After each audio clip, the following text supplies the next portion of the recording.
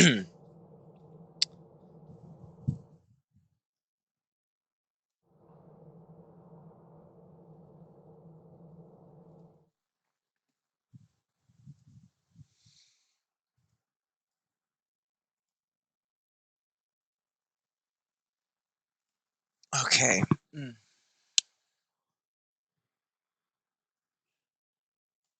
Well, they get all ready.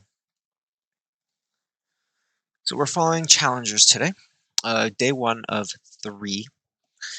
Today is Group 1 and Group 2 to try and determine who will be going to the top 4 of challengers. These are the teams we're currently following: Straight and Zero. Then the winner of these games will play off against Arkham or Hated, whoever wins that, in this finals. That should be happening in about 45 minutes or so.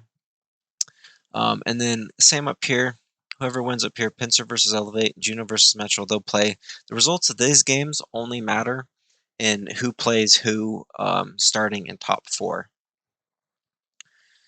So not too much of a difference, especially since top 4 is single or double elimination, while top 8, or I guess top 16 in this case, is single elimination. So if you lose your best of 9 games here, you're out and you're done.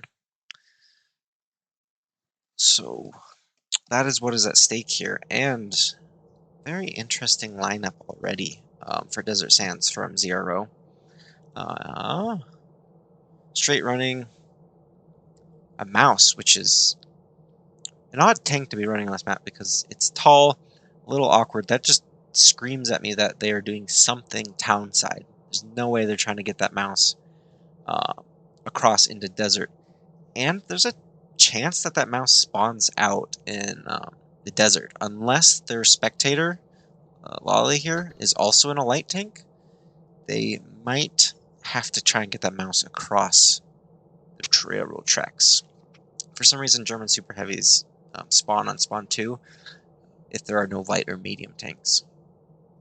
So I think you only need 1, but that's a little risky, honestly.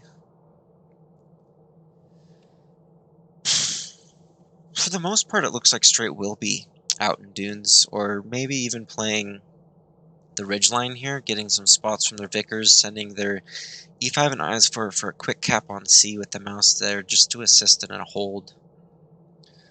Yeah, and Zero's, no doubt about it, they're 100% going dunes, the left med side, commonly called in pubs. If they didn't, they'd be insane.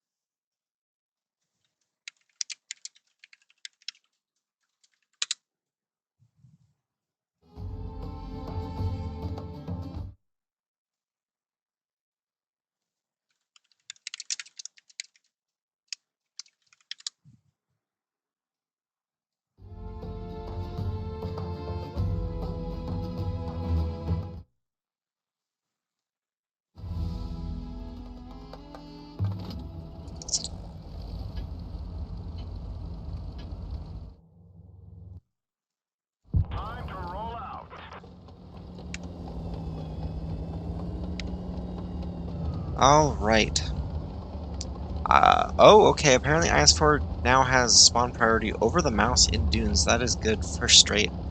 I always had trouble with running a German super heavy on this map because they would spawn out there.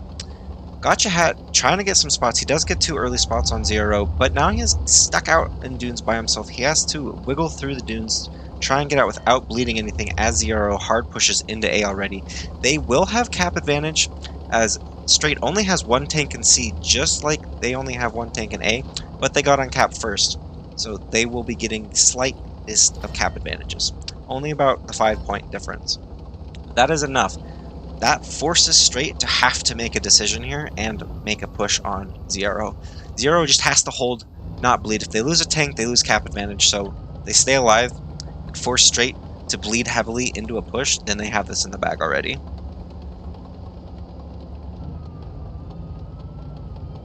Interestingly though, Zero has no one watching their own spawn bridge, or spawn crossing right there, to have vision into their own spawn on Dune's side. They are putting this E5 over into Straight spawn to get vision. That's all you really need, is to have the vision and be able to back off without getting bled. Dunes does have the advantage over Town. They have the height to be able to shoot over more consistently than Town does. This gives them most of the advantages, making Straight have to push into potential crossfire, especially if they make an attempt on these two E5s. The two Krons on the other side of the map, which are not currently spotted, I think the Vickers has spotted them, will be able to give them a nice crossfire as anyone pushes up. So it's now Straight is forced off the railroad tracks and are down on cap, so they have to figure out how is the best way to make a push without losing all their hit points. They're currently playing very, very passively.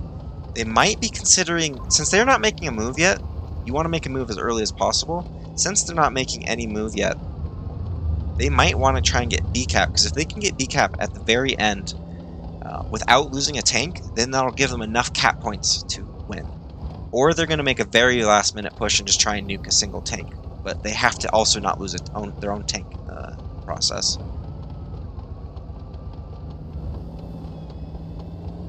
With their vision right now, Zero knows where majority of Straight are, and they are mostly in where these Krons are, which is Straight spawn. With Straight knowing that, or Zero knowing this, when the timer gets close or the cap points get close, they need to back these E5s off of this ridge to really force Straight to make a move up on the ridge line and give them the Zero the best chance of nuking a tank. Because if they don't move that back, those Krons can make a fast push. As you see, they're all starting to rotate now. They can make a fast push over them, those E5s, and kill them. But if they back those E5s up, the Krons over here and in mid will have much more time to nuke to any tank that comes over the tracks. If they can take out a tank before Straight can take out a Zero tank, then they'll still be able to win this.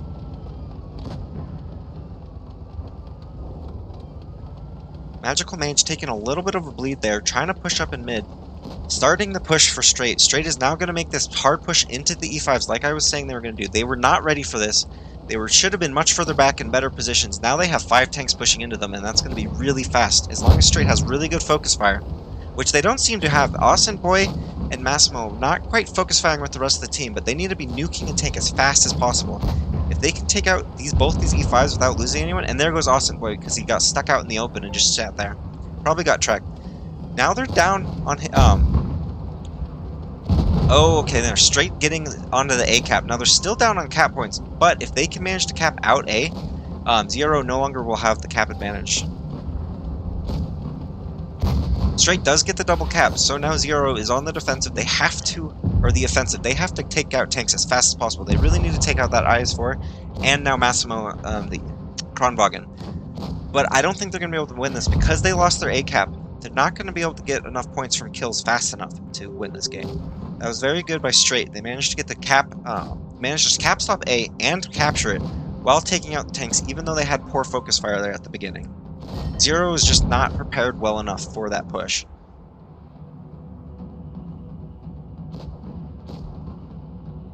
The game is still pretty close, but that loss of coal was the end. Mistakes on both sides, but Straight coming through with some smarter plays, getting the cap under control, and giving themselves more time to win that. Zero needed to be faster and be able to read what was going to happen earlier to prepare themselves for that push. They were not ready to receive that push with just 2 E5s against 5 tanks. Even though they did nuke it, the one tank that went in early, let's see, who was that? That was this guy, the Ascent Boy. They managed to take him out early, but it was still a 4-on-2, and they weren't able to just cope with that overmatch on that push.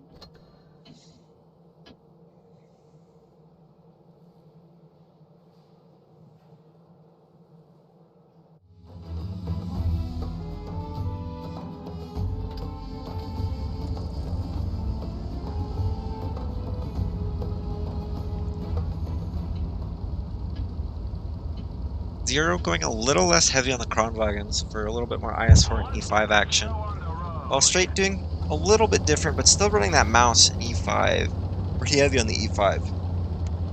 Oh, excuse me. Straight doing the more passive spotting, not quite getting as aggressive, so not going to quite get as much vision, but it's going to keep the Vickers safe for now. He just wants to try and get some early spots on the crossing. Zero getting really aggressive in dunes. They want as much early power as possible. Straight making a really interesting beeline straight for Silent Storm IS4. Forever Amazing getting hit pretty hard by the Krons in the back, and Trivelum does get him stuck there, which makes him bleed extra hard. Zero is still going to lose Silent Storm just barely before they're going to lose that E5. Zero needs to make a move fast. They have a bunch of straight tanks absolutely isolated, nowhere to go. They have the high ground, they can use their gun depression and shoot down on them. They're about to take out a new E5. Nice finish. Now it is a 3v5 here in the middle. Zero needs to take out straight as fast as possible, ignoring the mouse if possible, taking out Lithium. Good focus fire now. Lithium taking heavy damage here. Lithium trying to use magical as cover, but he is still not staying close enough. Gonna get taken out by the pushing tanks. Now, the mouse is doing a fantastic job of blocking off that lane. He does manage to let Rith through and possibly Accelerometer. Rith manages to slip through. He's gonna go for Gotcha Hat. The rest of Zero need to start taking out either the mouse or figuring out a way through. If they can manage to take out the mouse, that'll give them enough wiggle room to slip through, but they have to take him out fast. If they're just waiting, sitting around, they're wasting their DPM. Unable to use it on a tank that is more important to take out in this battle, as now Straight has turned their attention to Rith. Magical's still alive.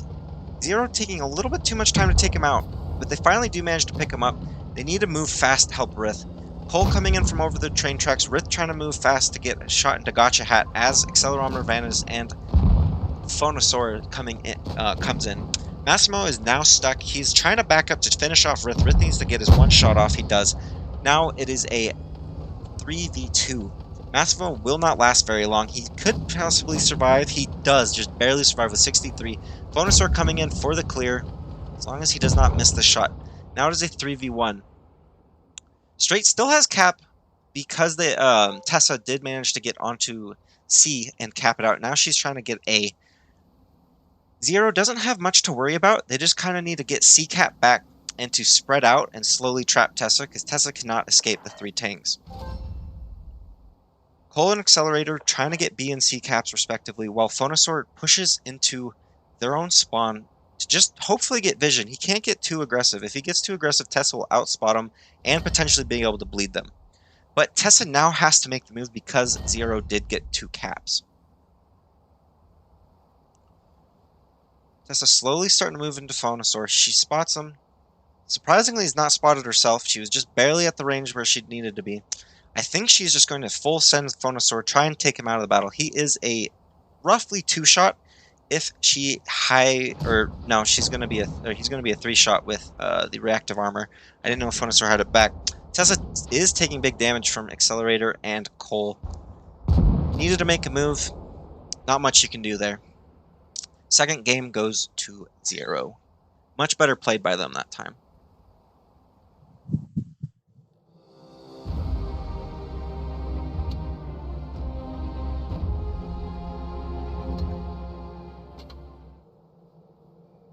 We're now switching maps to Winter Malinovka. Let's see, Straight is on the north side while Zero's on the south. Zero coming in with their tanks fast.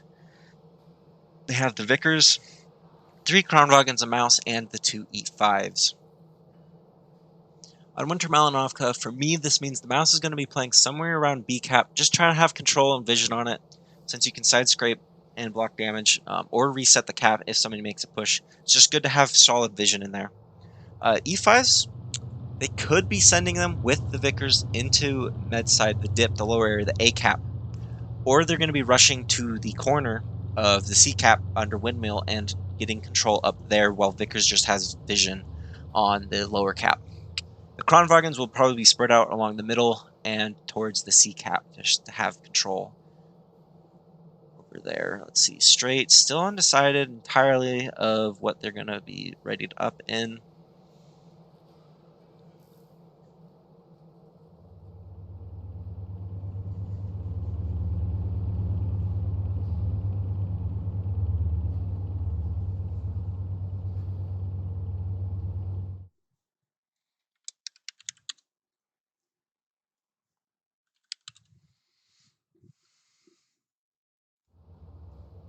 All right, Straight finally readied up. They got 4 E5s in the IS-4 and a mouse and a T-22. T-22 going to be spotting and possibly trying to brawl the Vickers on the A cap down below. I might have the caps backwards, but I'm pretty sure A cap's down below. And then most likely having the E5s going towards to try and contest the windmill underneath or around the C cap. Yeah, C cap is windmill, A cap is down below.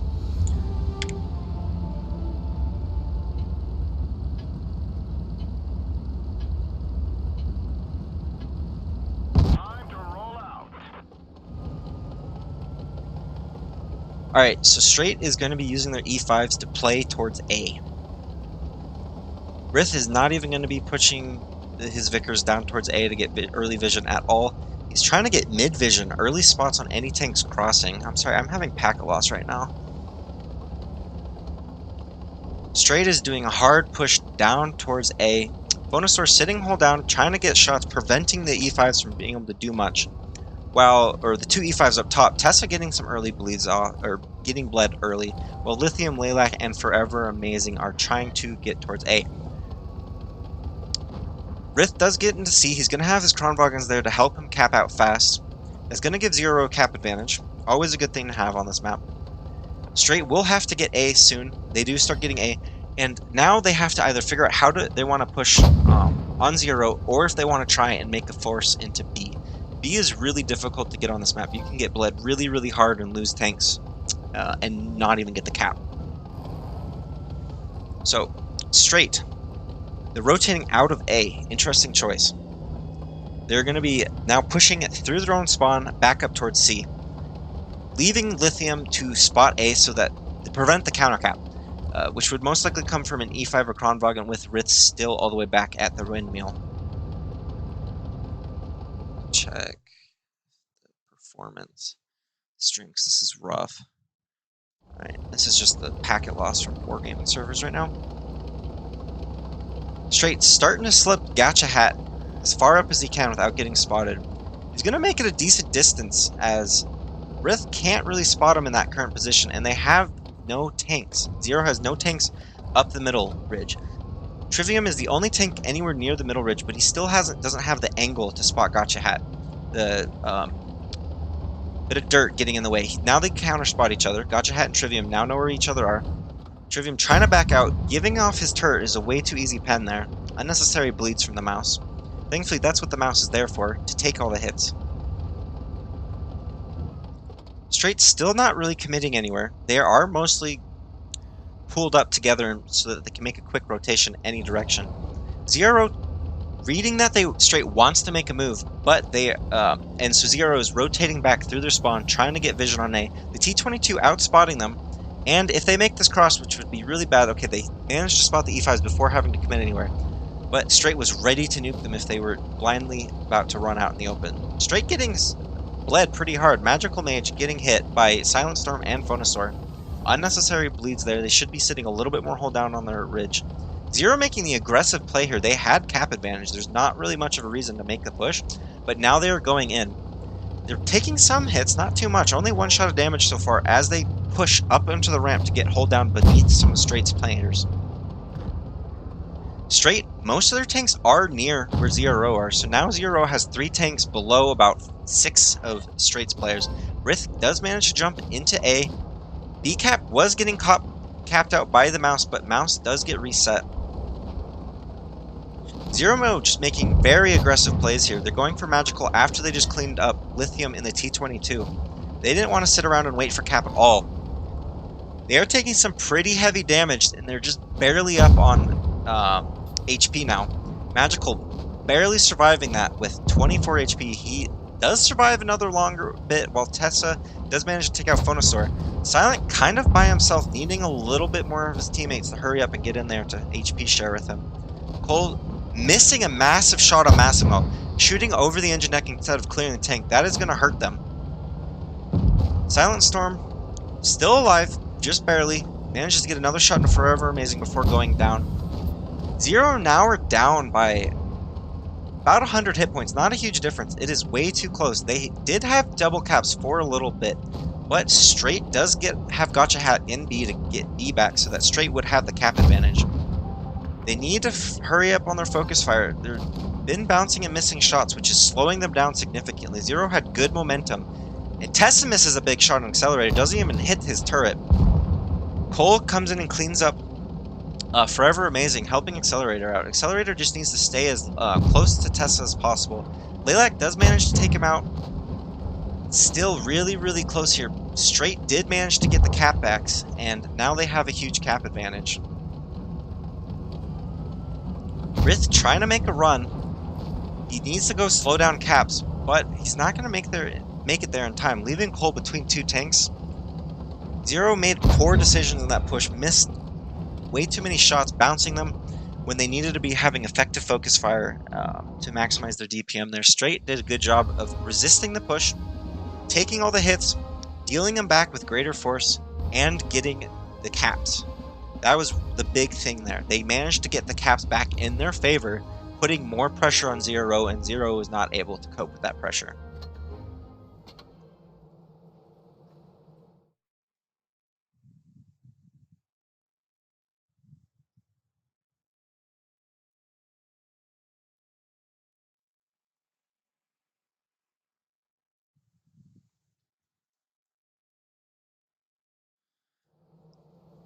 I'll try and do the Battle Pass giveaway at the end of these games before the other ones start.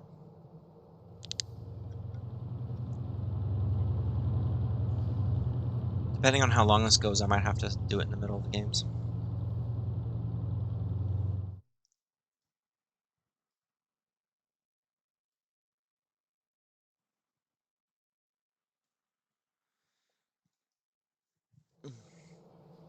Second map on Winter Malinovka.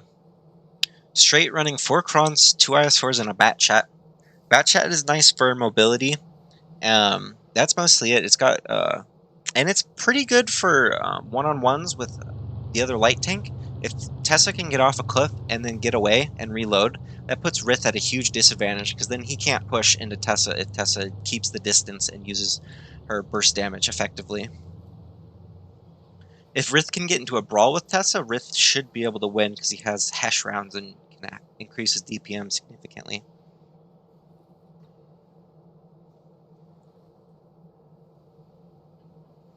Zero are running the Vickers, 3 E5s, an IS4, and 2 Crons.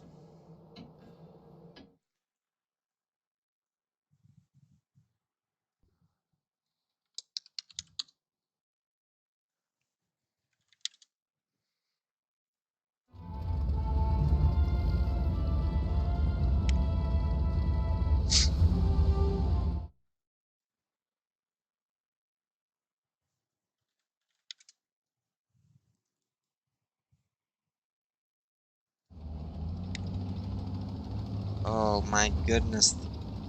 Ping and packet loss issues. It's horrendous.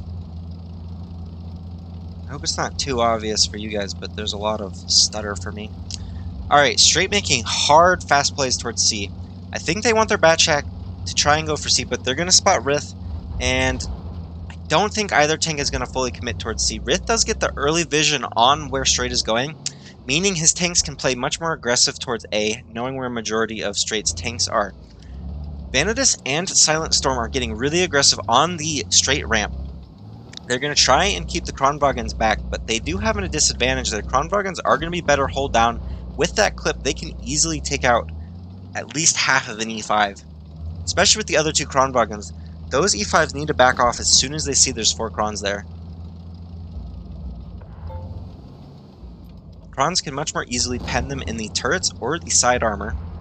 Looks like Straight is going to start maybe trying to put redder shots in. They are coming up through the mid, putting shots across into A, trying to get bleeds on Accelerator, and some shots missed on Trivium. Zero now pushing more of their tanks up the ramp towards the Straight's Kronwagens. Straight moved one Kronwagen out, so now Zero has a single tank advantage there, but Straight comes in from behind, pincering them, nuking out one E5, Accelerator now on half HP. They do manage to take out Magical and Mage. They're pushing through, dropping clips into Lilac. Silent Storm trying to get around while Cole reloads another shell to put into Lilac. They can take out Lilac here, that would be very good for them. Massimo doing a very good job of blocking Cole, making him waste DPM, making it very difficult for Cole to output damage. Straight does a very good job of taking out Accelerator, while Rith takes out the Batchat. Zero does have about a 2,000, almost 3,000 HP advantage now. They take out Massimo, Lithium, and Forever Amazing, trying to do their best against 4 tanks here, while Gotcha Hat is slowly getting farmed by Rith. Gotcha Hat, the next focus fire here, he's trying to put shots into Silent Storm. Rith might be able to get the clear with an HE, he does. Silent Storm backing up, trying to put dead tanks between him and the Straight tanks. Forever Amazing either hitting the dead Kron or bouncing Silent Storm, getting hit really hard now. Trying to get a shot into Silent Storm, but not fast enough. Silent Storm does have the slight DPM advantage, and now Straight has 1 tank left to fight off 5. Zero did a very good job that time, putting the pressure on Straight, making Straight try and make a pincer, but they did very well of doing a coordinated push, having better focus fire, and slaughtering the Straight team. Honestly, Straight needed to block more of their Zero's tanks on that ramp so that their teams flanking from the mid could put shots up in the rear. They let them slip by, and they managed to clear. Straight managed to clear 1 tank, but they weren't able to continuously put shots in, and they had to drive back around, which gave Zero the time to do the burst damage and use their DPM to clear more tanks before Straight could get in there and do something about it. Kudos to Rith for farming 4,000 damage. That helped his team, especially taking out the Batchat, which would have been playing for caps most likely if I was paying attention at all to them.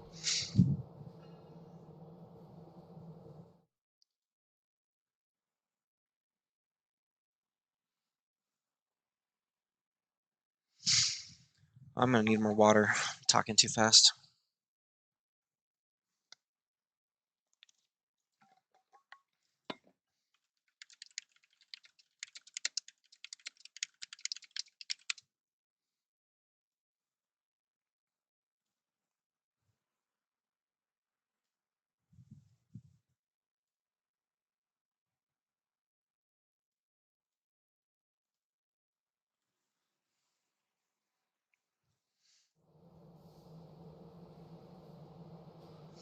Alright, so the map has changed to Alpenstadt, one of my favorite maps to play on.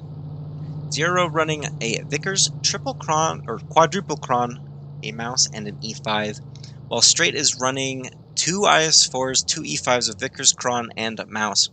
Mice will be playing in town around B cap, while, let's see here, I believe Zero is south, so on south you have a better advantage towards the C cap, whereas on north you have a better advantage towards A cap.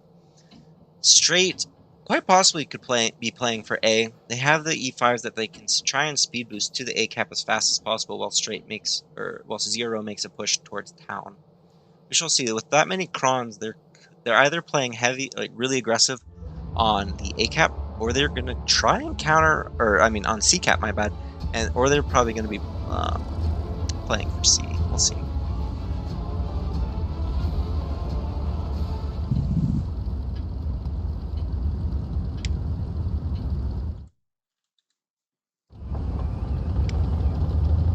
Alright, my packet loss appears to have gone. My ping is still rather high though, so hopefully the stream becomes a little bit more smooth. Ooh, Gotcha Hat getting a horrible spawn. Gonna take him a lot of extra time to get towards B. Tessa in the Vickers, trying to get vision towards A. He's gonna spot out Silent Storm, making a cross. Silent Storm's gonna probably... No, Tessa whiffs the shot. Silent Storm gets out of that with not taking any damage. That's very good for Zero right there. And Rith does make a beeline straight for C. Gotcha Hat, since he has the bad spawn, is taking forever to get into position. Not his fault, though. Straight now playing pretty passively on the ramps below the town.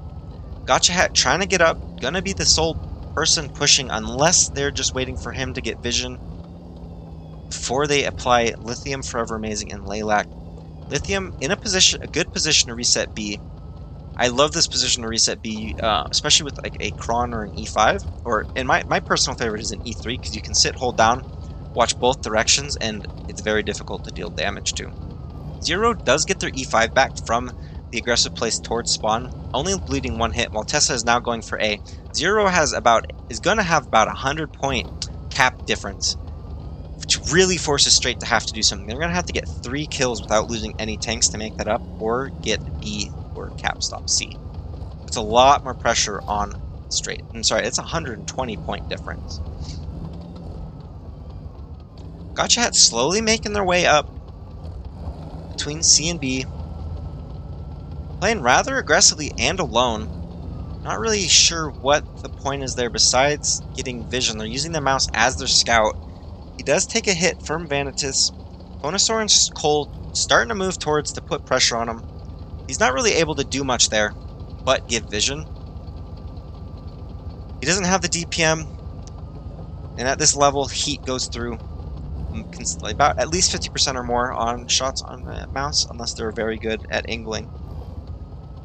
Rith starting to play again towards C, getting some spots, mostly just on Gotcha Hat, barely not able to spot Lilac and Forever Amazing. Going out wide to get deeper spots into Straight spawn. Not quite able to spot Lilac. He does barely manage to spot Lilac as he gets more on top of the hill. Unable to see the E5s in the back, but Zero really just needs to stay relaxed, play smart here. Tessa's starting to move a bit closer to Zero's spawn. Just trying to get vision, trying to spot the E5 who is through a bush. So E5 has the advantage there, should be able to outspot the Vickers. Straight starting to make a move on through their spawn. Gonna be going through the river. I think they're gonna go try and get behind B, behind Trivium and Accelerator. They need to stay unspotted, or they'll be going up the ramp. That's a really risky play to try and go up the ramp versus around. Going up the ramp leaves them kind of out in the open. Phonosaur and I can't see who that other one is. Cole can push up more aggressively, just getting shot by a mouse. Okay, they're not going up to the B ramp. Smart. They're going to be making a 3-man push into Accelerator. They need to try and clear Accelerator out as fast as possible because he is not ready for this. Forever Amazing stopping and blocking Massimo and Magical for a second. They do manage to get their shots off, but almost costing them the shots into Accelerator. Straight making hard plays into Zero or Accelerator. Trivium gonna possibly be the next tank. He's just trying to block and force Straight to make a move around him. He is the next focus fire, but Zero's using that mouse blocking to take out Lithium very quickly. The mouse, all he has to do is try and get as many shots off as possible while blocking Massimo. Massimo is totally stuck there, unable to really make any moves. He's now trying to get unstuck from the mouse. Forever Amazing Magical trying to help Gotcha Hat and take out Vanitas. Gotcha Hat doing a very good job of blocking Phonosaur and Cole. They're not able to effectively put damage into Straight here, while Straight is very easily able to take out Vanitas. Rith on the backhand. I'm not watching him right now, but I do see him. He's making moves around to get caps.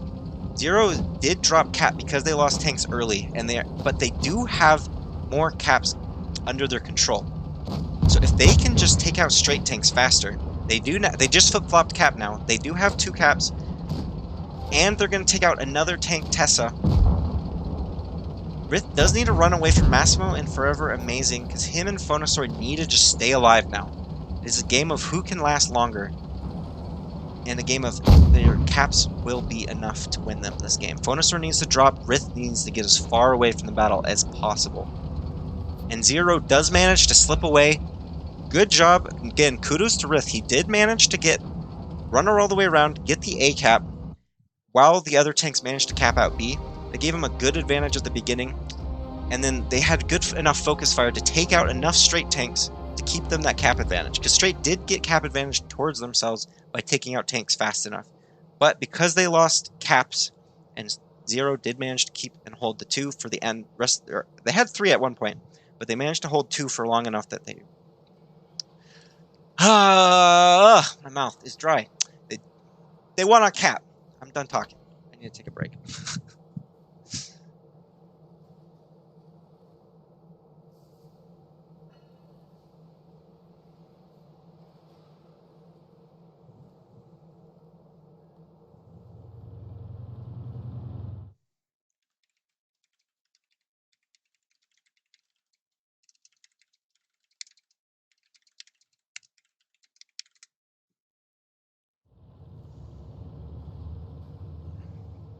burned myself out by trying to play Watt PC earlier today. It was a mistake. It just made me mad.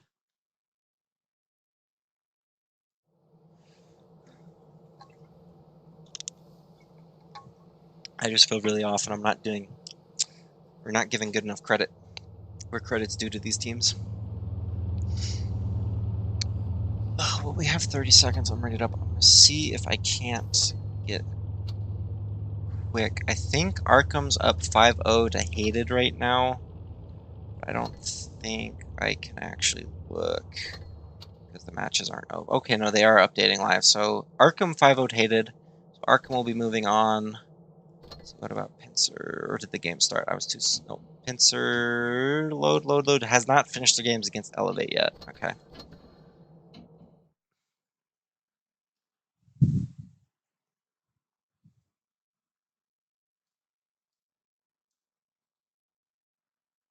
So the winner of our set here will be facing Arkham in the finals.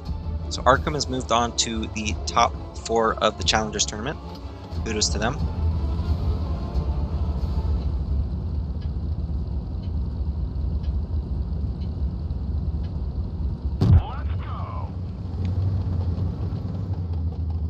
Alright, Straight changing things up a little bit. They're running 2 super heavies, and I think they're going for some sort of boost strat back here in their spawn. Yeah, they're going to try and get their STB up onto this back hill for his sniping vision, so you can see his perspective.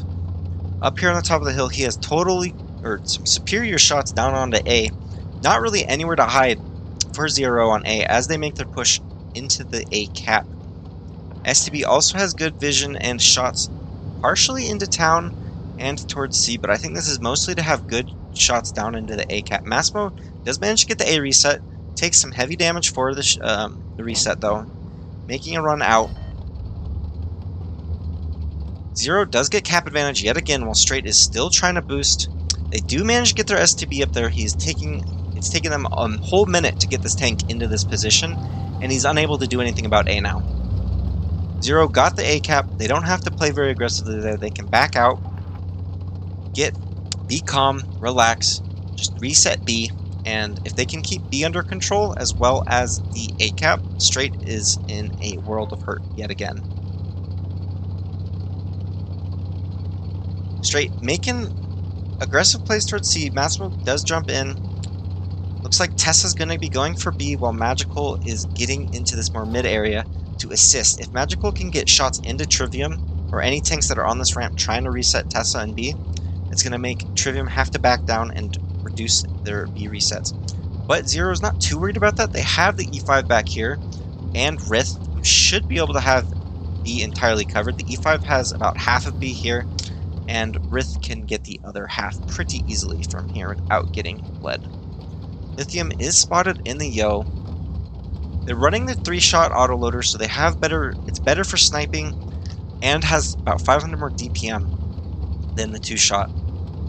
So it's going to be a little bit better for brawling, but it does not hit as hard or as fast.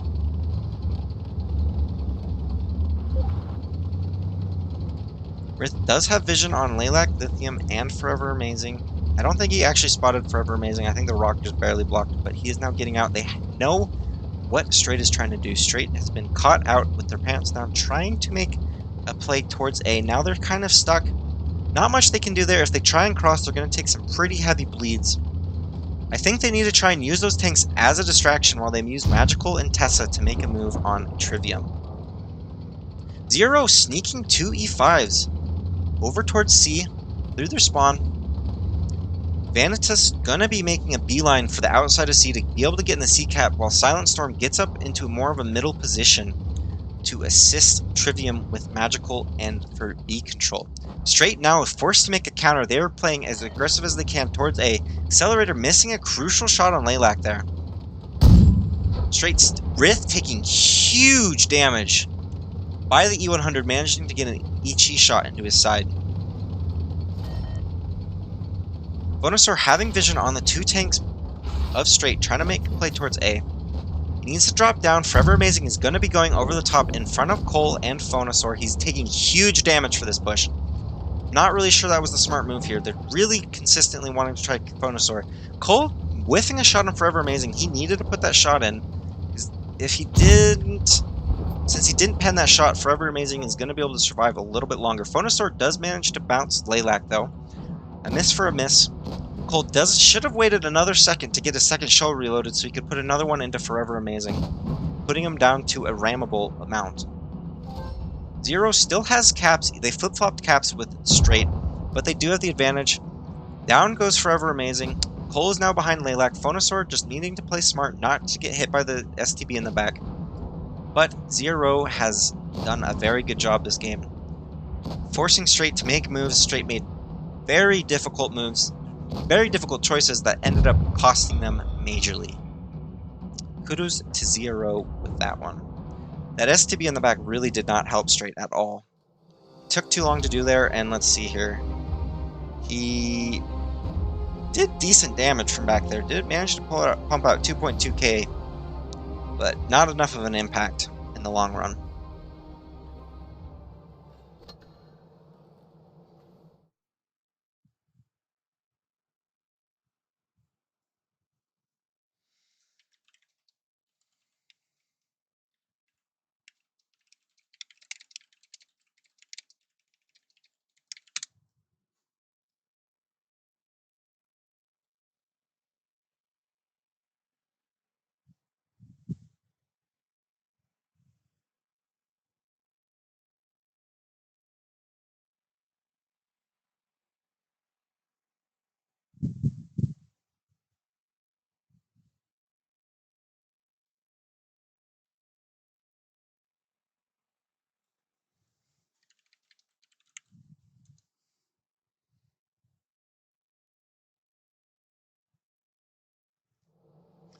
According to chat, it looks like Hated didn't even show, which would be partial words today.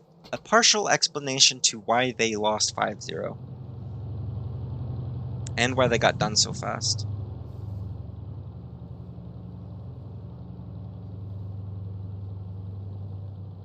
This will be the game for the win. Straight needs to win 3 straight games to be able to win and go on to the top 4 of challengers. Zero just needs to make 1 win here on Vineyards.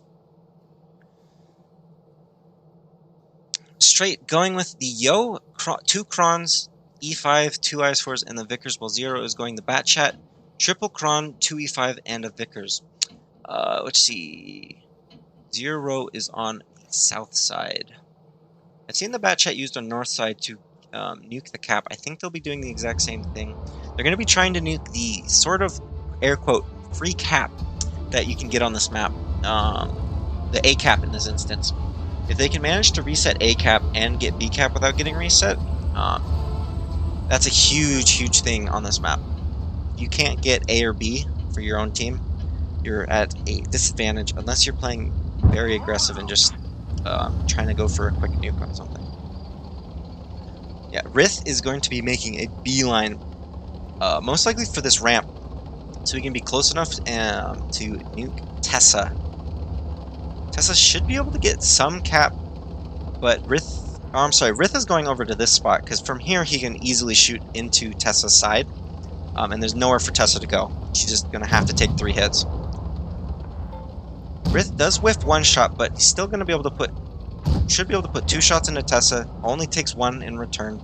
Tessa unable to get the A cap as Zero makes hard pushes with their E5s into positions that have control over A side.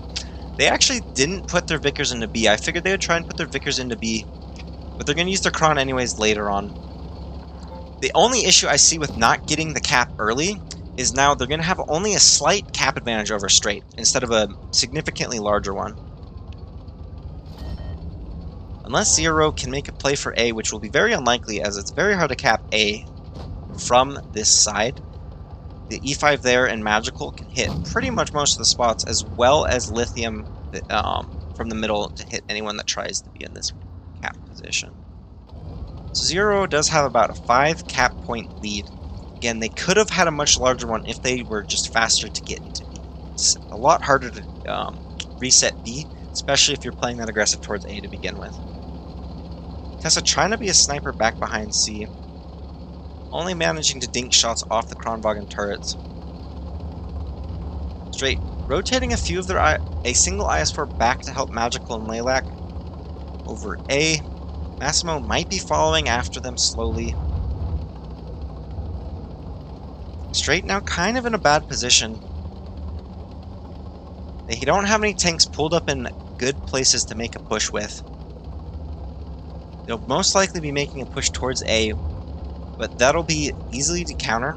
They have Zero has the vision to be able to stop that way early, as you see Rith managing to put shots into Forever Amazing, stopping his advance towards A altogether, even though he has to back off and clip reload now. Now, Phonosaur and Silent have vision over mid. Straight is kind of trapping themselves. They have to make a fast push. A very big fast push. Magical does manage to use the 2-shot gun very effectively. They're putting 2 shots into Trivium, dropping him about 1,000 hit points there.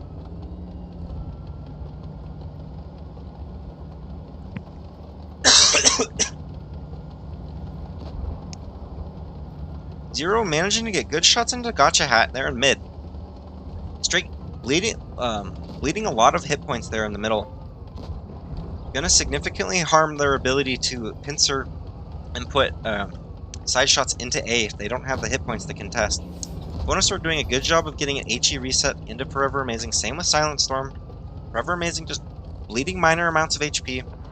Looks like Straight is going to try and sacrifice... At this point, if they are that desperate for cap, they need to be sacrificing a single tank to get that cap, using him as a meat shield. Zero has rotated back around for C and are making pushes towards the Kronwagens. That was a bad choice to put themselves between 2 clip tanks or 3 clip tanks with Magical in the back. That was a waste of a Kronwagen. Trivium still hasn't been able to finish Gotcha Hat, but the light tanks are moving in quick on the rear of Gotcha Hat. Lithium pushing into Trivium, Straight making a push down into the river, trying to take out Trivium while protecting Lithium as long as possible. Lithium barely going to get the shot off. He is very low though. Not much able to do. Not much he can do on 30 HP. Phonosaur pushes in. Massimo now the next focus fire. 2-shot for most tanks. He does get 1 nice shot from Cole. Silent blocking him out for Phonosaur to finish. Straight down on caps and forced to make bad pushes into crossfires. Even though Zero Mode made that poor push decision, not much Straight could do. They weren't fast enough. Zero had map control. They just surrounded and finished them off. Kudos to ZRO. They will be moving on to the top 4 of Challengers, playing Arkham in a little bit.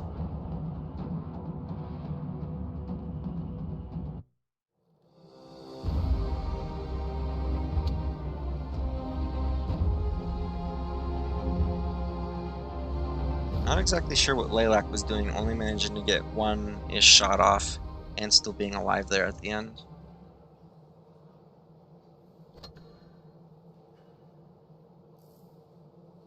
Alright, so according to the tournament, the next game is supposed to start now, but let's see. According to Wargaming, when they messaged me, next game is supposed to start in about 45 or so minutes. 7:29 Pacific and 10:29 Eastern. So that gives us a little bit of time to play some pubs. And I should probably start this Battle Pass giveaway that everyone is really wanting to do. I know they're not here for my commentary and they want this Battle Pass. So I need to pick 5 people. I get to pick 5 people per day, so per stream over the 3 days. So that's going to be 15 people to give the August Battle Pass to. It's up to my decision on what to do. I'm going to try a few different things since I just get to randomly pick people and it's hard to make that fair. Today I'm going to try and do a Google form.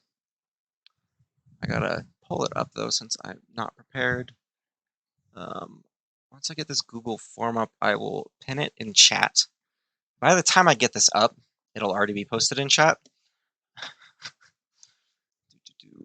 Oh, I think I deleted my other Google form. Oh, I'm signed into the wrong Google account, actually.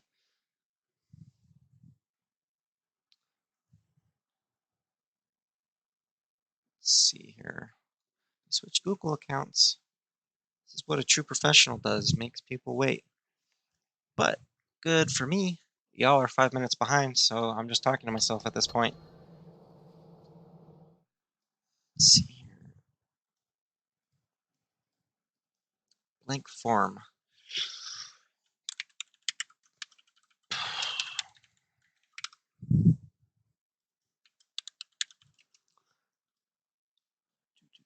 Let's see here. I need short answer. What will you need to submit to me? You have to submit your in-game name. So your exact in-game name. Otherwise, you won't be able to. If I can't find you on BlitzStars, you won't be getting added to the list. Let's see here. And then I will also need to know your region. Most of you, I'm going to assume, are NA during this battle pass, so I have to reward it during the whatchamacallit, during the stream. So if you're watching afterwards, sorry, but you don't get to submit. It will be closed by then. Both are required. If you don't have proper information filled out, or I can't find you on BlitzStars, I will have to skip you over, and you will not be a recipient of the Battle Pass. So pretty much the way, let me see, hold on, I'm almost done here. Collect URL. The way this should work is I submit the results to Wargaming at the end. And 3 to 5 days after Summer Championship finishes, depending on how fast they get the list of winners from all the streamers, you will be awarded the August Battle Pass. So now that I've stopped messing around, let me post this to the stream chat.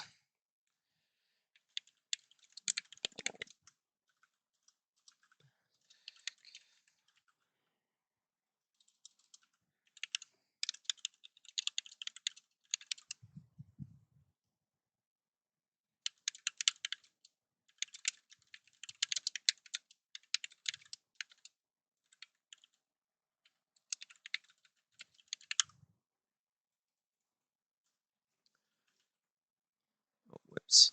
I didn't.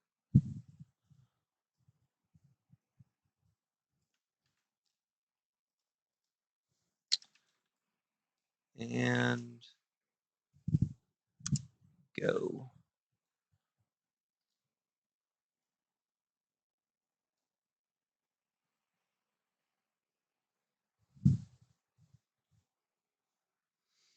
All right, live in chat. So go wild. You are limited to a single response each. And you do have to sign in, but I'm not recording any email addresses or anything, so you just have to have a Google account or some sort of account. Fill it out, and let's see here. Pink Fluffy Unicum, congratulations on being the first responder. And then I will use a random number generator to determine who the 5 winners are, and I'll do that on stream. I'm gonna leave this open for a little bit, not too terribly long. And yeah.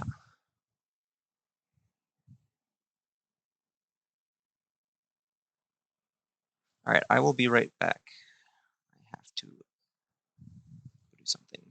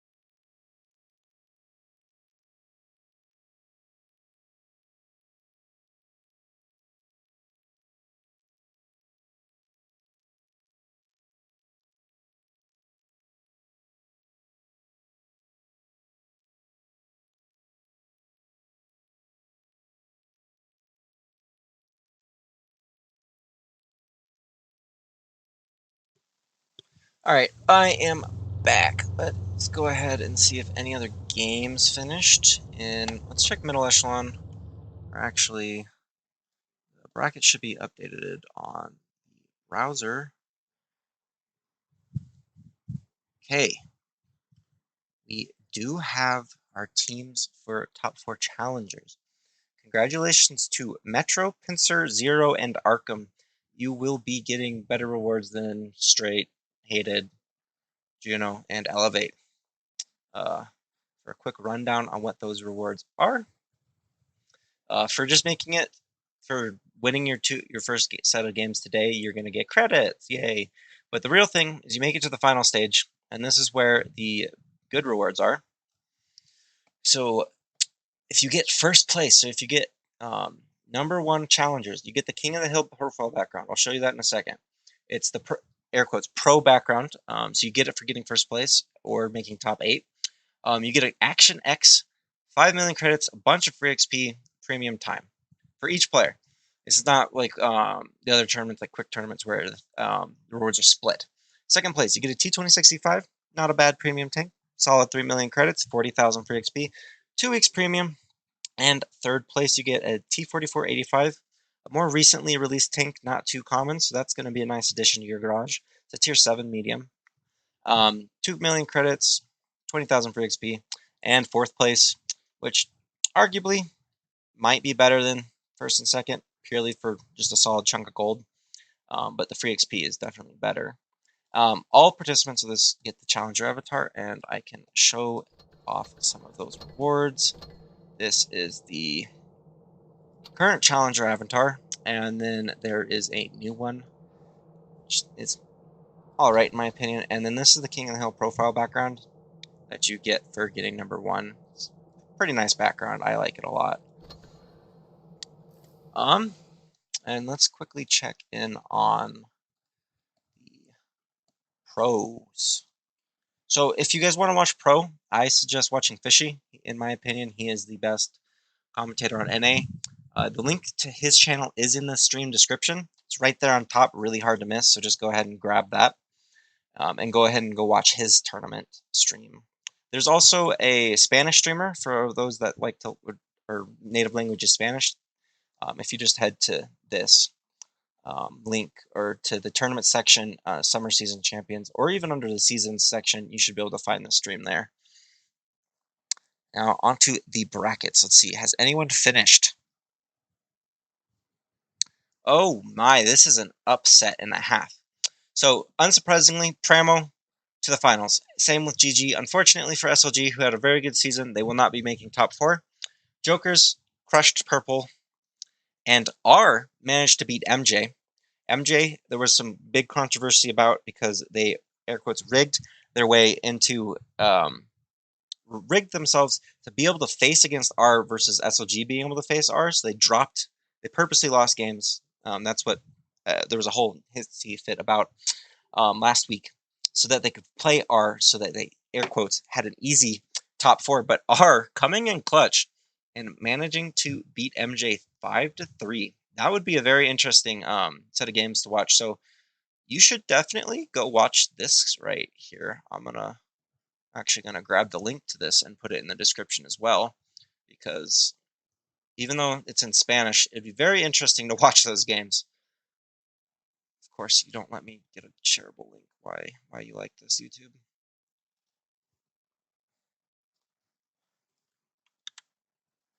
I'm going to paste that in the stream description really fast.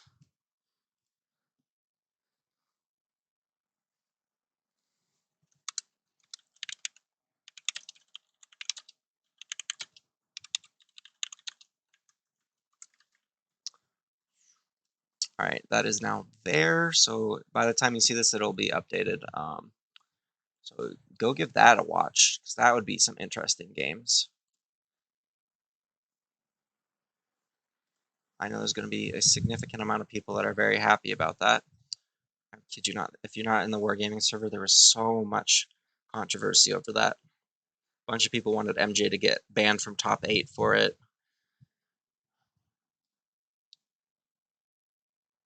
All right, well, that's interesting. I guess Since we still have 30 minutes until the next set of games, I'll play some pub tanks. And let's see, 14 form responses. I'm gonna let that go a little bit longer because that's I don't want people to miss out on their chance to win.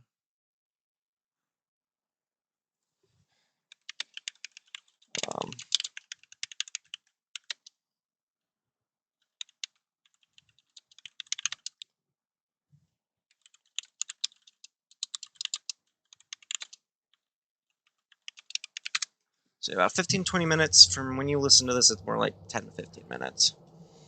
What tank do I want to suffer with while playing pubs? I like E100. E100 is fun.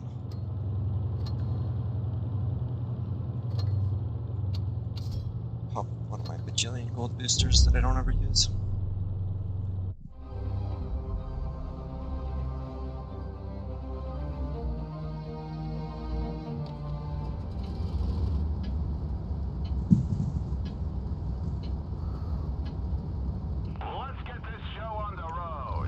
As a reminder to those who haven't... Oh my goodness, why is this so bad? Oh my god, I don't think this is playable. Why does the game hate me right now? I think my stream settings might be too high to actually play. But yeah, for those who have not filled out the form to submit yourself for a Battlepass win, it's pinned in the chat description. So please fill out your name if you want to have a chance at winning an August Battlepass.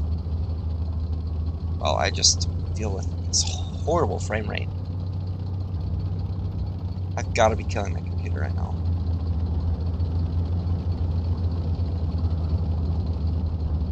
This is painful. I'm sure this is even more painful for people watching. Alright, now I'm ready to nuke this mouse inside. Yeah.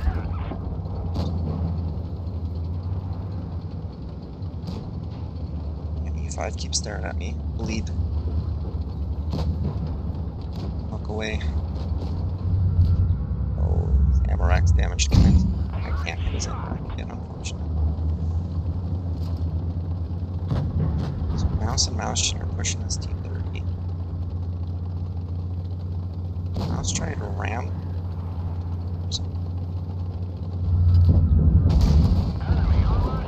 Unfortunately, I can't help him.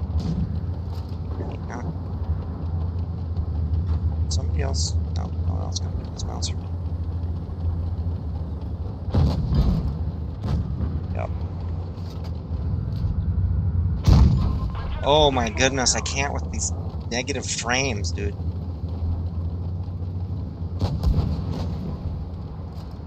It's got free damage on the mouse. Thank you. Maybe not. I might be able to get one more shot in. Yes.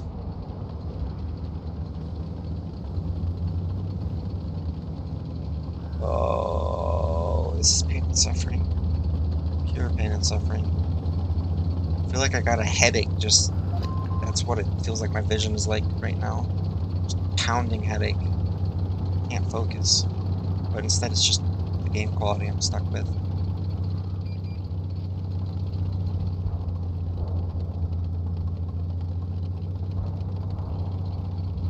Oh, the aggro's on our spawn.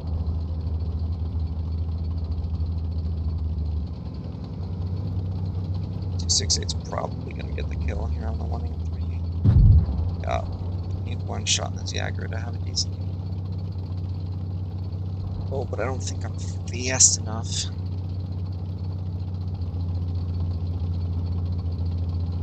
Thirteen's getting a free farm right now.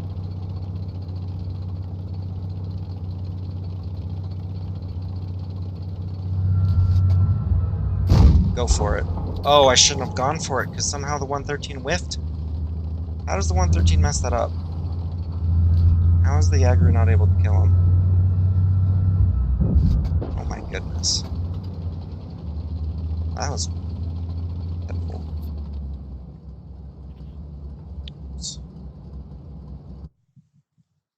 Performance looks good on my computer. I don't know why. I may not be killing my computer too bad. About 70%, 70 to 80% CPU, which is not bad. No reason for the game to be total garbage right now. Just lower some settings really fast. Don't need water quality. I don't need effects quality.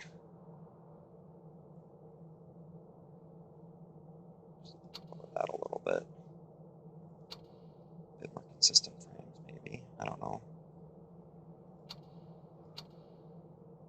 There, see if that makes my game less crappy or if it's just wargaming. Trashy everything.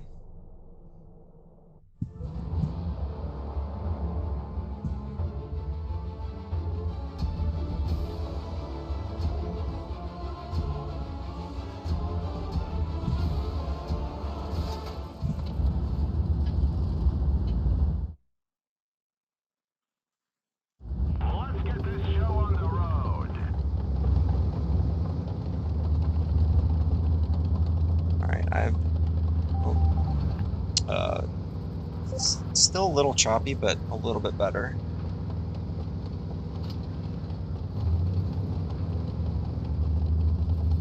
Yeah, better.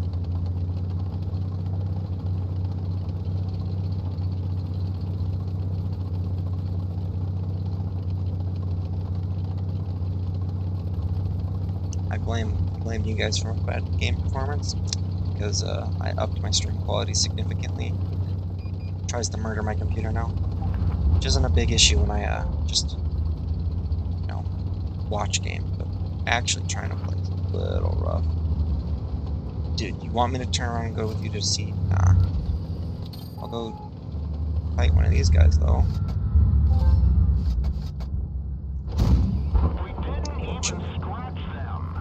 Where the hell did that yo just come from? Oh, it's in orbit too. Alrighty.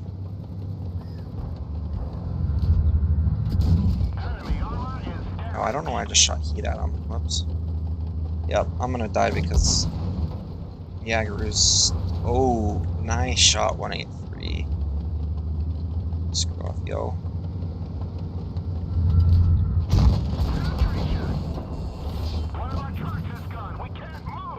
Those two are getting hit really hard. It was on clip reload, so we can try and get a cheap verse.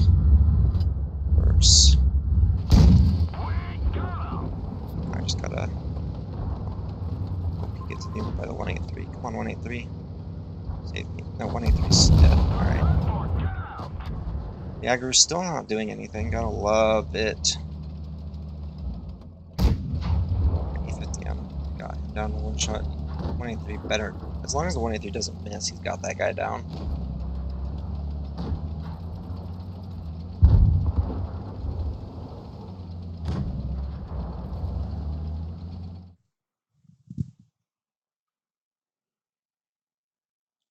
Beast, I don't want to play Tog, man.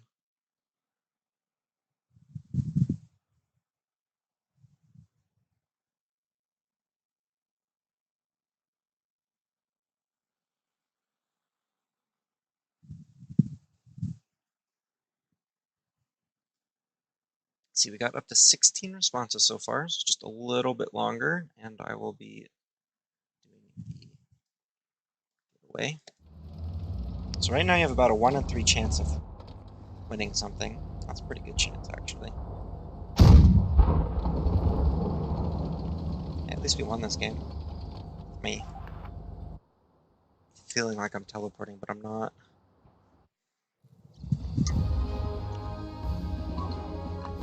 Oh, who's the man? Sure. So I'll tune with you and you can end my suffering.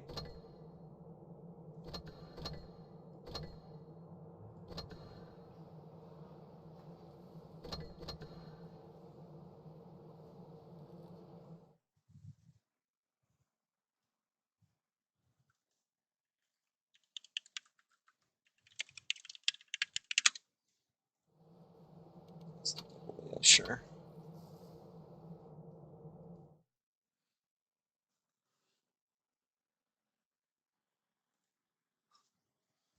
Rip. Sorry, Ben.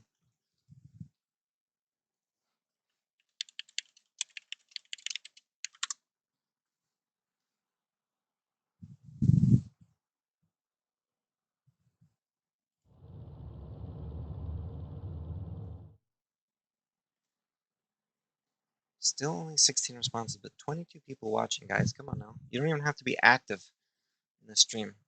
You just have to fill it out and go do something else while we wait.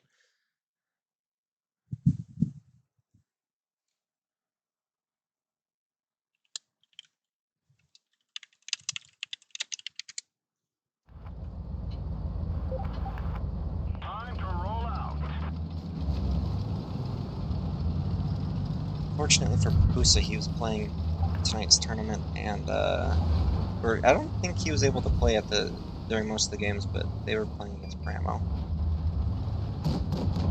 So not a good setup, especially because it's single elim, so they just play Pramo and then that's it. You lose, you lose. It's rather unfortunate. Oh God. I don't know how anyone can watch this, because I can barely play this right now. Even playing it's pure and utter suffering. And that IS-4 can actually hit me, unfortunate. Okay, IS-4. Whatever. Oh. The Sheridan needs to leave me alone. I need to leave. He's blocking me. Sheridan, sacrifice yourself for the greater good and let me alone. And I crashed.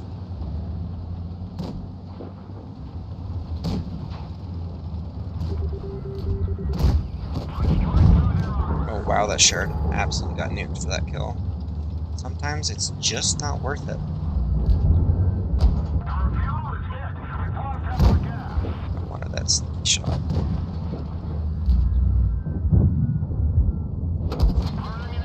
There goes my ammo. Alright, that's for shot. Time to run. Run. I'm not really sure what our Korean stuff we're doing way in the back. I can't drive like this, dude. Oh my God.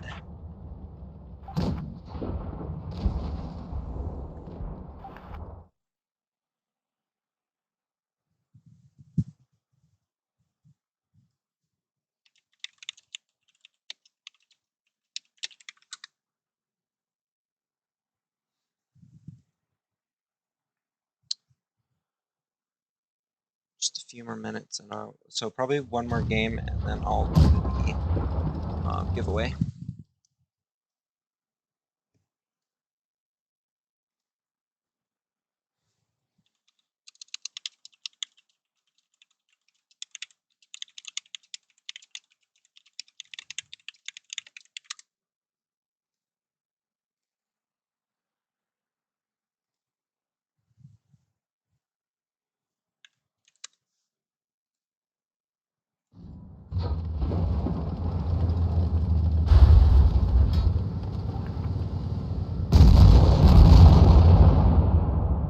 Or we should not have kept backing up there. So it's a new crossfire.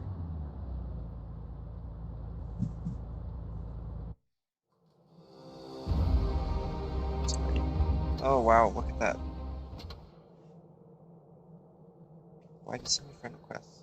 Terrible. I'm really trashy player nowadays. Go back to play 140, see if I can't have a little bit better luck with this.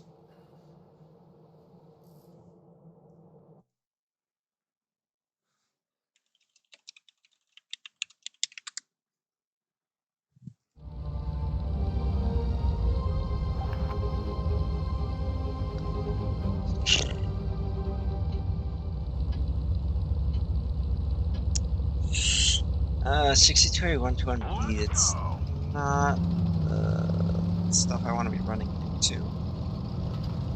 Y'all have better turrets than me. So.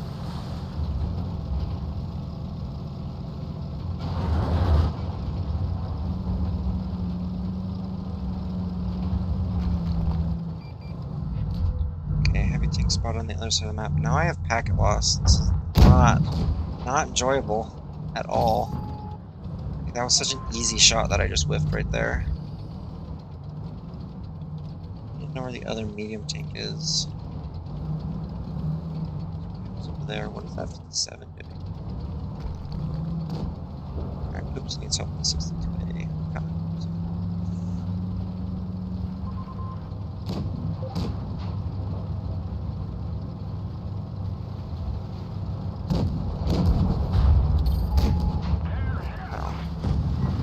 I can't even see while I'm trying to frickin' drive.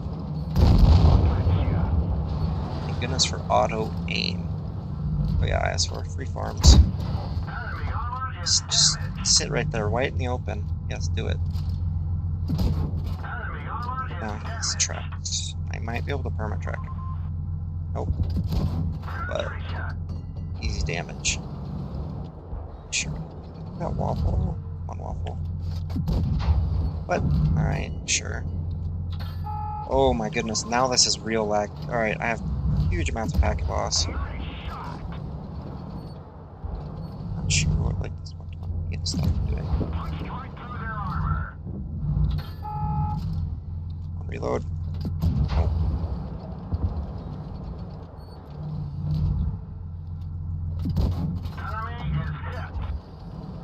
I'm not really sure why our team is struggling so much.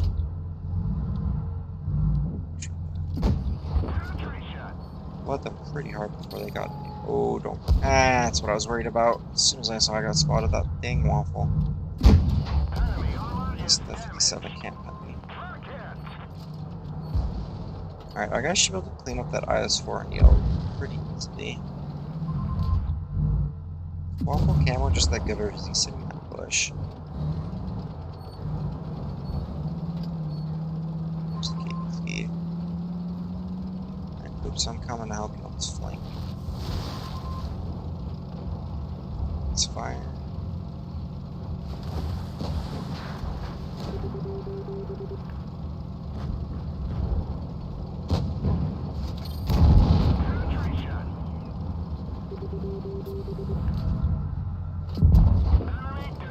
A waffle crossed. What's that heavy doing back there?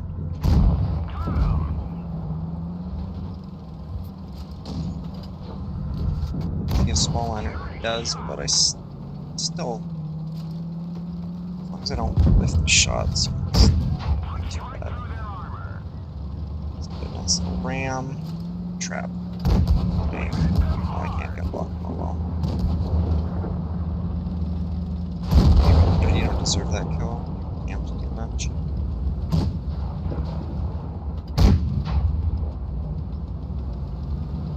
Oh, nice. We just got a brothers in our medals. Oh, and crucial contribution as well as brother in arms.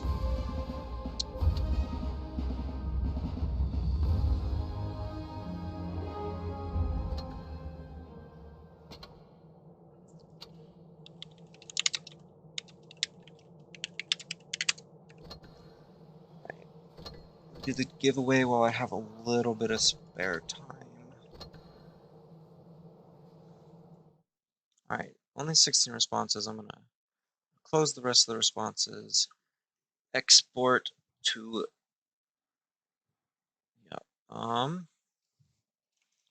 day 1 giveaway rewards. Alrighty, and then I need a random number generator. Okay, so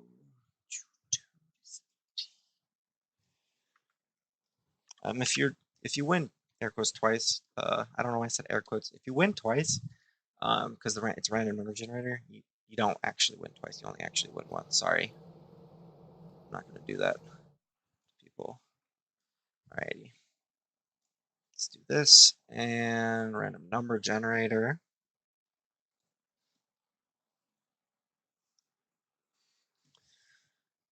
Okay, so as you see, these are the people 2 through 17. So your row is what I'm trying to get through a random number. See here, 17. Congratulations, Dethrow. You win 1. See here, 7. Who's 7? PP Captain. Congratulations. 11. Who's 11? Google Phonic the second. Congratulations. 12. The Thantos. Congratulations. And the final one is 10. I am the Bobo Lafayette. Now, I gotta do a quick guarantee that you guys actually put your stuff in here correctly, so I'm going to look you up on BlitzStars really fast. All right, PB Captain, you exist. You win. This guy. You exist. Congratulations, you win. Okay, congratulations, you win. Congratulations, you win. And congratulations, you win. Hold on, I gotta dismiss my pinned message. Alrighty. So yeah, when y'all see this, tell these people congratulations. Sorry to everyone else. The next 2 streams, so tomorrow and Saturday, will also have the same 5 rewards being given out. Again, it's 3 to 5 business days after the finals are all complete. So after this tournament's all done, it just depends on how long it takes Wargaming to get all of the this list that I'll be submitting for them to distribute them. Okay.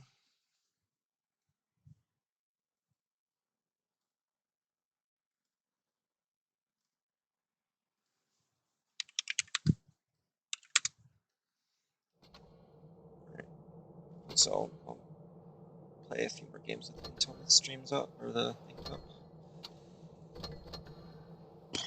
More 140. That seemed to work very well for us.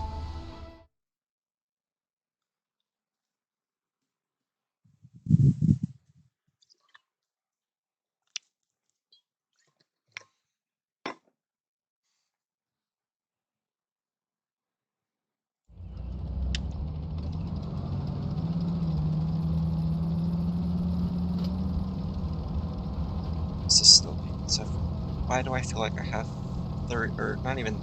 Oh, okay, I did have 45 frames per second for a second, but still, it feels like every time I look, my FPS just dies. Ooh, that took a fat second to stop moving. Ooh, alright, packet loss. Not appreciated in the slightest. I shot him right in the gun mantlet. Oh, I saw where my aim was right as I clicked. And what in the world is the center? And I'm getting rushed. Alright, I got 100% abandoned. Love it. I'm driving right into a wall.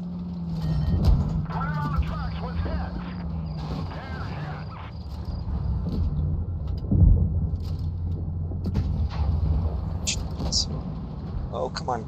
Why am I stuck on a rock?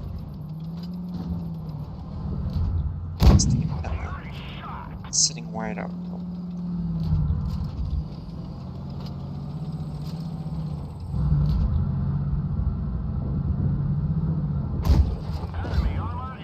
I shot a Sheridan.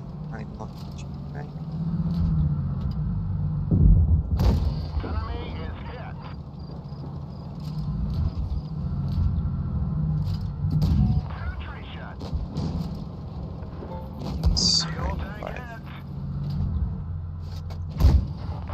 Almost got that off. Nope, it's not looking at me. Oops, I'll come on as well. It's still good damage.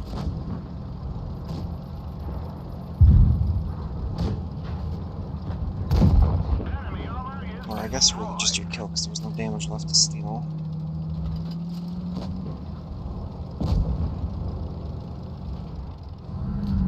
Oh my goodness. I can't aim with this packet loss, low frames, crap. What is what was that? Rip Poopsa. Got max rolled.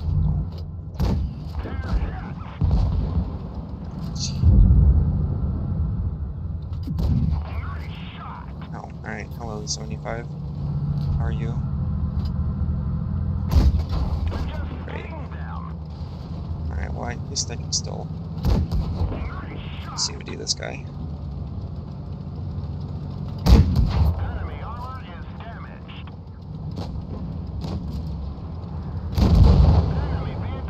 Anyone? How are you? Okay, there you go. That was rough.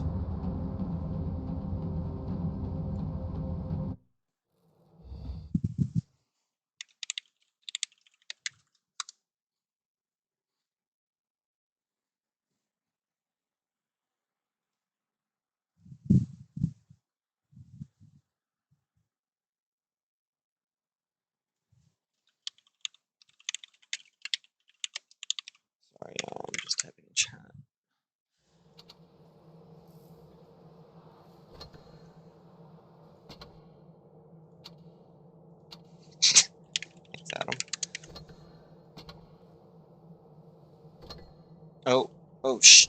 Tournament room's up. Yeah.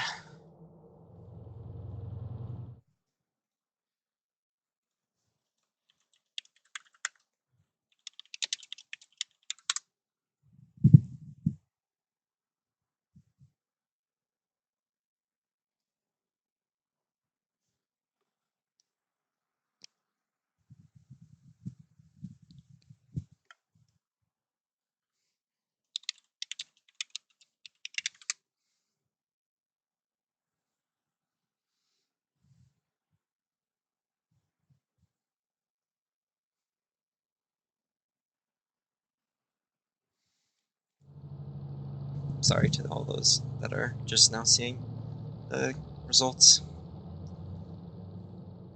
It did really like 10, 11, and 12, didn't it?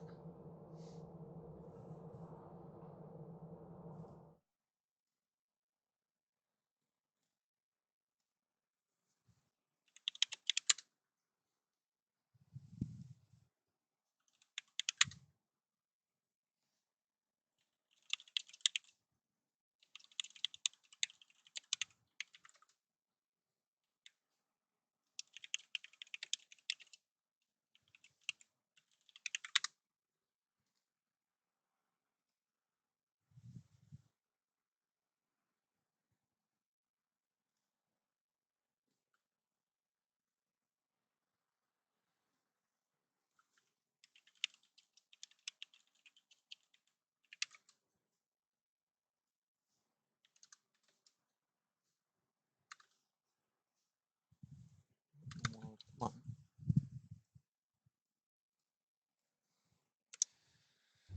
Alright, we're on Dynasty Pearl for Group 2 Finals. Again, both teams move on. The whole point of these games are to determine who you face tomorrow, which is double elimination. So you'll most likely play at least 2 teams tomorrow, no matter what. But I think whoever wins plays second place of the other bracket, and whoever gets second plays first team of the other bracket. So it's pretty straightforward. Typically, you want to get first, so you're playing the normally slightly worse team in the other bracket.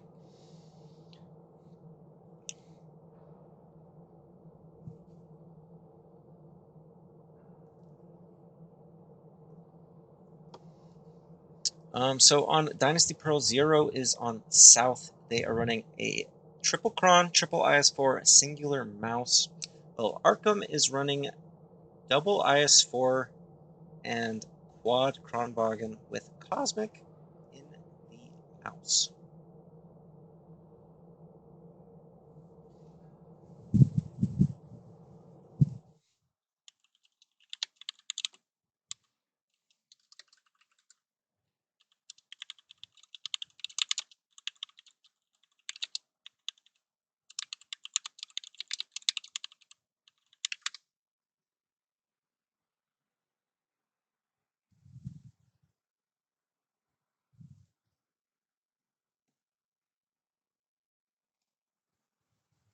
Okay, game is starting. Sorry. Just look at. I really things work. Hello. Hello. Hello.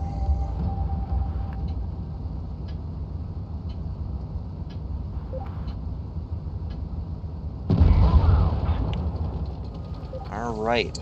Oh, my frame's still, but it's also packet loss this time. I'm definitely going to need to drop my stream settings just a tidbit. My computer is not having it today. It's just a little too warm. Alright. 0 is making a beeline straight for C. Well, Arkham is only sending, looks like, I'm not even going to try and pronounce KJLY. And Kinsu towards C. Phonosaur gonna be able to get behind the fountain and able to put a nice shot into Kinsu. Not really able to get reset as he is sitting hold down. It is very tight shots to get in there while he has, ooh, nice reset by the Kronbogen HEs. And now Pac-Man up mid. Phonosaur almost able, he's got to be careful how he backs out because now backing out into shots from Kronbogens, they're very easy for them to bleed him. Mouse trying to get in to cover him, but Phonosaur taking way too much damage there. Not the right way to go to back out of the sea. Vanitas now getting in C with Cole. They're going to double cap. They are down on caps. PP Pac-Man trying to get shots. Missing Cole just barely. Zero now has cap. Arkham did get it first and have about a 600 hit points advantage. Not that much. The biggest thing here is the 60-point cap advantage that Arkham now has. Zero has to get 2 kills to make up that cap advantage or get another cap. It is never fun to be the team that is down on caps. It forces you to make a play while the other team can set up into strong holding positions. Arkham have 2 Kronwagens in their own spawn, and they are moving 2 IS-4s into Zero's spawn. This just gives them good vision and control, not allowing Zero to use these very wide flanks here. Cosmic, KJLY, and Pac-Man are holding middle area, just trying to make sure Zero can't try and slip into B. Pretty common strat here would be to put Trivium in the mouse on B and put a tank or 2 behind him, using the mouse as a literal meat shield to get the B cap. With how much Trivium's already bled, he would most likely die. But if they can get the double cap, that would make up the points rather quickly. It's just a risky play, because if the mouse dies on cap, then Arkham can go right back at him, hide behind the dead mouse carcass, and use their own mouse, which will most likely have more HP, as cover and contest B, making it effectively useless. But when doing that, that forces Arkham to be playing more heavily on the B, maybe giving Zero some wiggle room around the sides. Arkham did manage to get 2 Kronwagens up to the side, putting nice cross shots into the IS-4s, or the IS-4 and Kronwagen in this bush behind C. The nice thing about this bush behind C here is you can sit in cover, looking through the bush, and you have good B resets or shots into Pac-Man if you were to peek on the B. But now that they're getting shot in the side down by the 2 Arkham players, it severely limits them. Arkham now making a move with 3 Kronwagens into the side of Zero, while Zero puts 2 IS-4s into a 4-tank crossfire. That's a very interesting move on Zero. They're a little slow back there.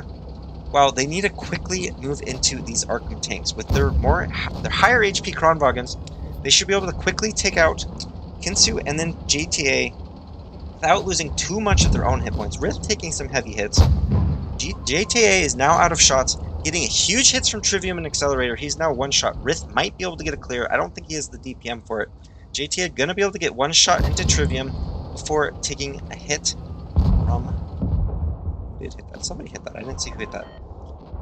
Arkham does have a 2,000 hit point advantage and still has a bit of a cap advantage. I'm not exactly sure why Zero sent those 2 IS-4s like they did into the middle. It did slow down the tanks from getting on a flank, but it was just as much of a suicide as the Kronwagens from Arkham. But the difference between it is Arkham's tanks were able to output a lot more damage with their heavy burst of the Kron versus the single shot of the Zero IS-4s.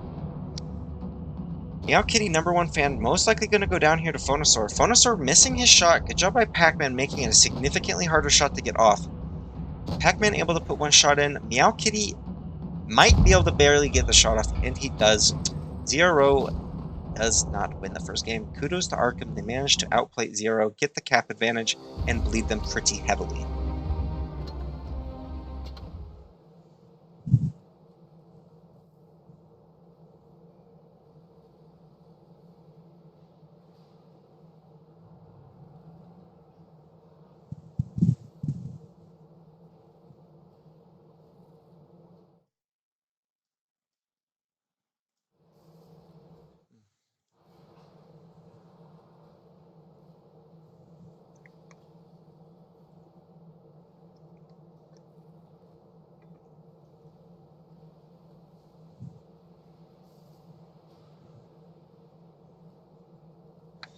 Spawn's now slipped. Let's see here. Zero still running the same lineup. 2 IS-4s, 2 E... Or, no, I don't think they had E5s last time. They're running 2 IS-4s, 3 Kronwagens, and 2 E5s. E5s give them a little bit of rotational ability because they are their mobile tank. And Arkham is running 4 Kronwagens and 3 IS-4s. Arkham does not have really the mobility, but they do have the armor. Not much more armor, but they do, and they also have the bit more burst than Zero does. Zero has to be careful not to get caught out between a couple of Kronwagens. Krons give pretty good pushing power, but more importantly, better holding power. That burst, that initial burst, and then having the single shot ability. While they nukes their DPM, being able to drop a tank significantly, for example, let's say just if they shoot all heat, 900 to 1,000 damage, and then start shooting single shot into, say, an IS-4 that has to shoot single shot the entire time, even though the Kronwagen has less DPM than the IS-4, it gives them the advantage because they can drop 2.5 shots worth of an IS-4 in the time it takes an IS-4 to put on 1.5 shots.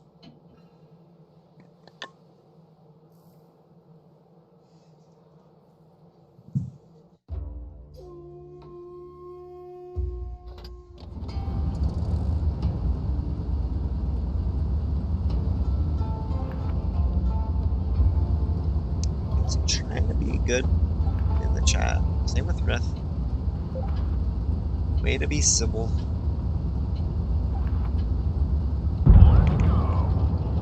And the only real issues with losing this game is who you have to play tomorrow. The first of the top 4 games.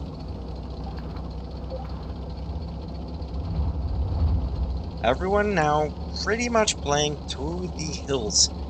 Meow Kitty #1 fan going to A with Rith, contesting between B and A, that lane that shoots straight down in the middle. Rith and Trivium going to where Mice normally go, or previous meta's Mouse normally went there.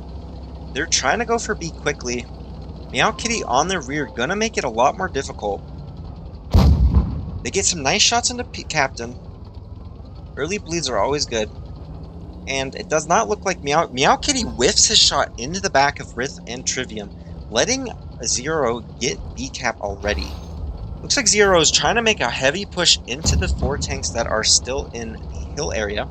If they can take out tanks here very quickly, Arkham will struggle significantly to recover. Accelerated coming up behind GTA and KJY. Arkham making quick plays onto Rith. Rith gonna go down before any of Arkham tanks will. Kinsu the focus fire. Not exactly sure why they didn't take out KJY. Why he was lower and pretty easy to push on. It's not looking too good for our ZRO. They are down 2,000 hit points and an extra tank. They need to clear Captain, and then still haven't cleared KJY LY. He should have been dead a long time ago. Cole trying to move in, misses his shot on the move, bouncing the upper plate or turret of KJ. Zero trying to move up. Still want to kill this Kronwagen, but by doing so, taking so long to do so, they are leaving Silent Storm to die. Phonosaur and Vanitas are going to be targeted next. Vanitas needs to kill this Kronwagen. He does manage to get the Pac-Man, now the next focus fire. Vanitas with the reactive armor might be able to get one more shot in. He should be able to get one more shot in. Phonosaur does get a shot off. Cole needs to get it clear. Not before Vanitas takes 2 heavy hits. And it is not... It's fairly close still. Not the... Oh, never mind. I just looked at HP. No, Arkham has a huge HP advantage and still barely has the tank advantage. JTA is the only one that's remotely low. And he's still... Unless Cole gets some good high rolls. Yeah, Cole has to pretty much get a significant high roll to get the kill here. And Phonosaur is a one-shot now. Again, Zero not having good focus fire, bouncing shots, and that ended up costing them the win. Focus fire is very, very important here in these professional tournaments. If you have poor focus fire, you just can't clear tanks fast enough, and then you just put yourself at a huge disadvantage. And it looks like Jody's loading a full clip just to put 3 shots into Cole. And now it is an easy cleanup for Arkham.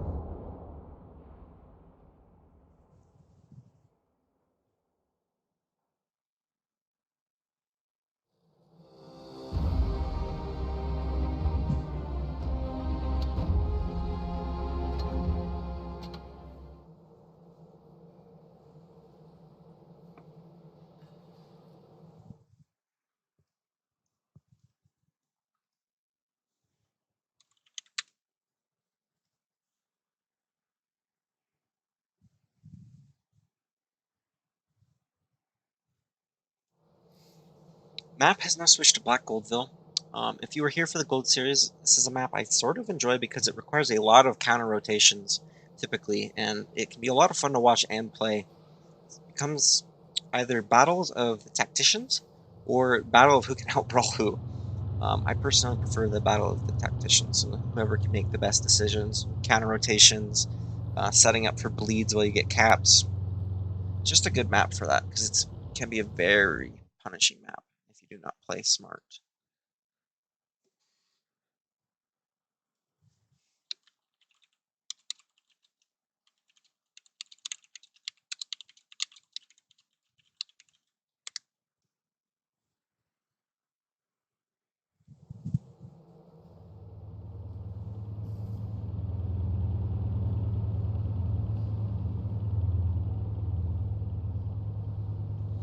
Alright, let's see here.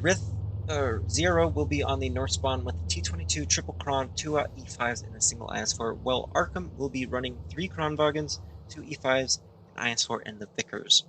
So something to watch for Arkham is they have a bit more mobility, mostly with the Vickers, but you have to be careful playing the Vickers against the T-22. The T-22 will win against the Vickers about 80% of the time. It has more DPM, the troll armor. If the T-22 can get a single bounce out of the Vickers will lose. The Vickers has to stay at a distance, preferably just farm versus running against the T-22. So at this point, when they see there's a T-22, they have to know to change their strat. Because if you're sending your Vickers to fight a T-22 around the A cap, which is normally where you do that, Vickers will lose 100 or like 80% of the time, unless the T-22 has bad RNG or the Vickers is just significantly more skilled.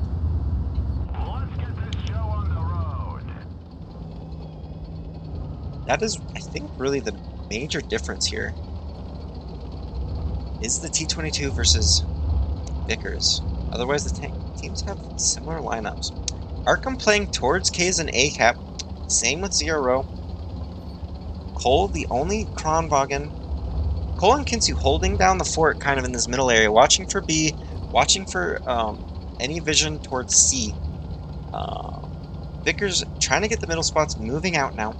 Not able to spot anything. Looks likely going to be going towards the C cap now that Arkham and ZRO are running into each other in the cave area. Arkham trading a little bit of shot for shot. Not much of a trade there. No major bleeds. No super good focus fire yet. Rith getting a nice little shot into the side of it. E5 taking a bleed from GTA in the side. Jody moving up now in the mid. Rith taking huge hits there on his attempted escape. Arkham doing a fantastic job of taking out the T-22. That gives them a massive advantage. Not only is the T-22 Zero's main DPM, it is also the huge counter to the Vickers. Now the Vickers has pretty much free reign over the entire map. He can get to most positions and farm without worry of having a T-22 YOLO after him. Zero are pushing into the caves. They are losing one of their tanks here in a second. Reactive armor saving him significantly. I am stuck in the wall. This is not good. I'm stuck in a wall. Zero does manage to take out one more tank. It is now 3v2, or 4v5. I gotta switch to somebody because I'm stuck. Arkham taking out Trivium. Trivium gonna go down here. Meow Kitty #1 fan just needs to delay the other 3 Zero players as long as possible while Arkham cleans up this other IS-4. Meow Kitty goes down. It's now a 4v4, but not for much longer as Trivium is still stuck between a Vickers and a Kronwagen. Keeney trying to get a 3rd shell reloaded. I'm not exactly sure why he's still backing off. He can play fairly aggressive and not really bleed before getting pushed on. Trivium does a very good job of surviving that. Not exactly sure what Arkham was doing to let Trivium survive. And now Zero are making a hard push into the back of Keeney and Jody. If they can clear those 2 tanks with their 4 tanks before Trivium goes down, they might have just brought themselves back into this game. Arkham playing foolishly, letting Trivium stay alive that long. Trivium doing a fantastic job of delaying. That is one of my biggest things about comp, is if you can delay, it totally kills the other team. The longer it takes for them to kill you or one of your tanks, the better advantage you give to yourself. So between Arkham whiffing shots and Trivium's good job of staying alive, Zero did just pull themselves back from the brink of losing another game, and are now most likely going to win this one, unless there's a bunch of ammo racks. Down goes KJ. Now it's Kinsu against 4. Much better played by Zero there. Even though they lost Rith very early, they managed to come back with a vengeance and win this game.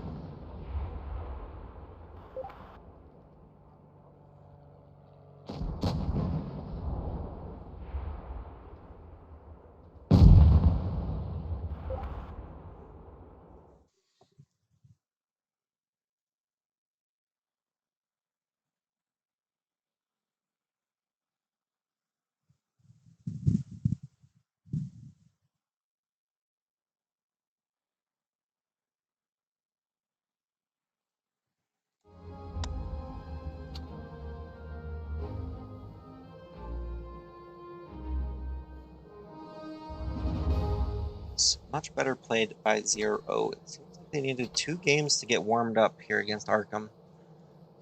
Figure out Arkham's style and figure out how to play against it better. Might have also been the map. Zero might have struggled on Dynasty, but found Black Gold to play more into their strengths. Zero only down by 1 point. Not a big difference. They can easily make that back.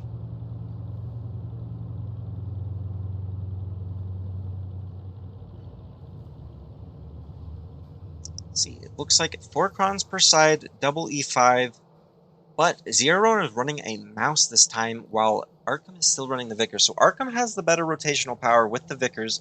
Vickers will be able to sneak around the back of the map, farm, or get caps.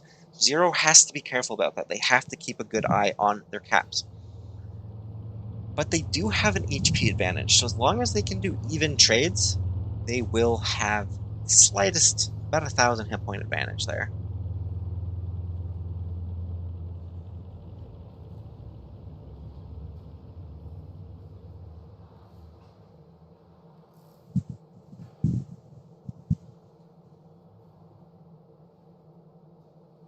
And at this point, there was 29 people for a second watching. I appreciate all of you for watching. Sorry if only of you showed up for the Battle Pass giveaway, but the Battle Pass giveaway already happened between games. I like to do it between the 2 games so that the people that were watching consistently have a better chance of.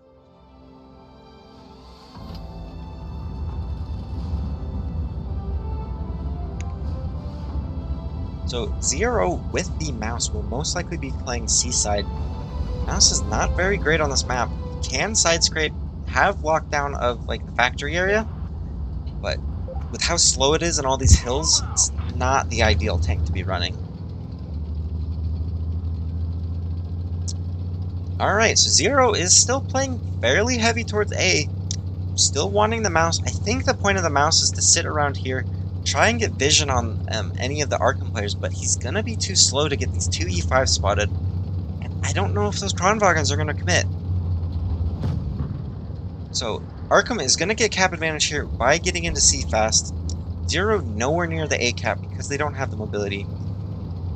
Trivium does manage to spot Keeney, but that's all he knows is over there. He knows, if you are smart enough to realize how fast cap goes, you'll know 2 tanks are on C. He needs to be backing out now. If he stays there, there's 4 tanks that can very quickly push on him. He's starting to move his way back. Maybe. No, he's still side scraping. I think he's going to slowly make his way out. Well, Kinsu tries to get in B cap. Rith has good positioning over him, but the Vickers and JTA all in the way back can put some shots into Rith, making it a little bit difficult for Rith to consistently get the Kinsu resets. He just needs to poke up, get an HE reset, and back down. Is he fast enough? He might have waited. He waited a little too long there, giving Arkham the double cap. Zero needs to make a quick move through A. Get on the flank of JTA and the Vickers. If they can spot that Vickers out, they might be able to nuke him pretty hard.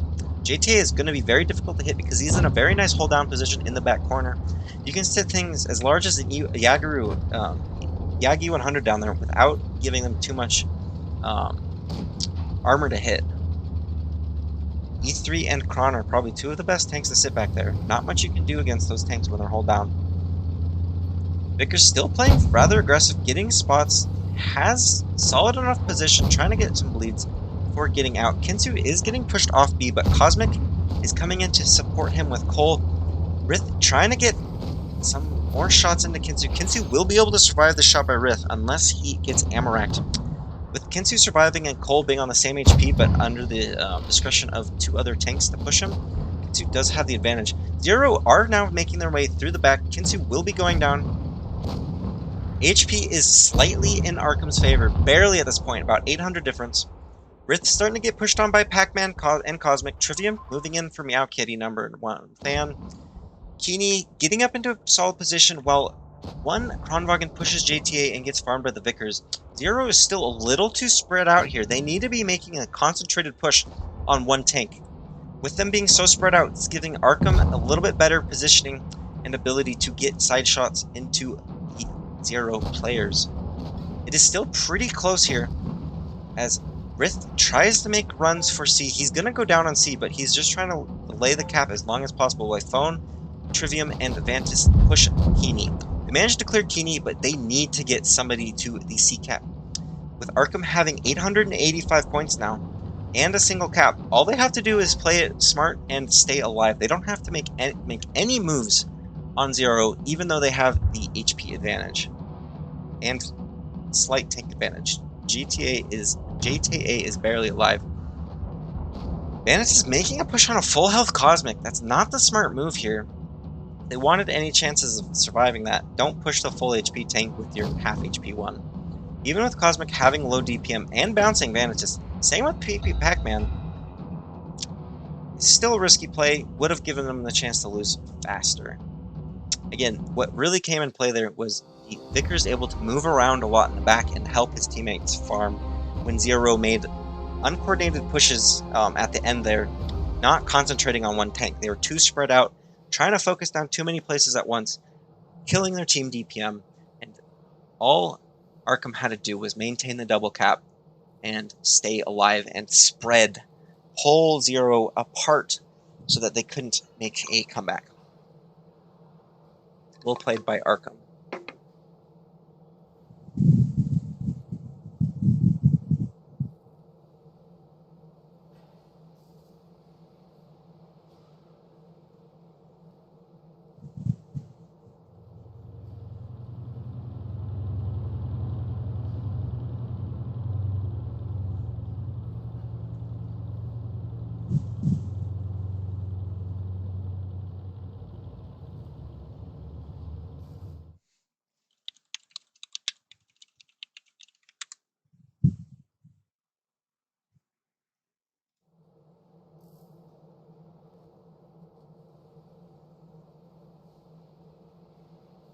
Yeah, people are complaining about the meta in chat. I agree. Having just this many heavy tanks is not exciting in any way. Having a couple, like 3 or 4 heavies with 2 to 3 mediums / light tanks, maybe a TD on the map, certain maps, is a much more fun meta. You know, it's more diverse. That's really the big thing. It's hard to have significant diversity right now. It's pretty much dominated by Krons, E5s, and Kronwagens, with occasional Yos and Vickers as the mobility.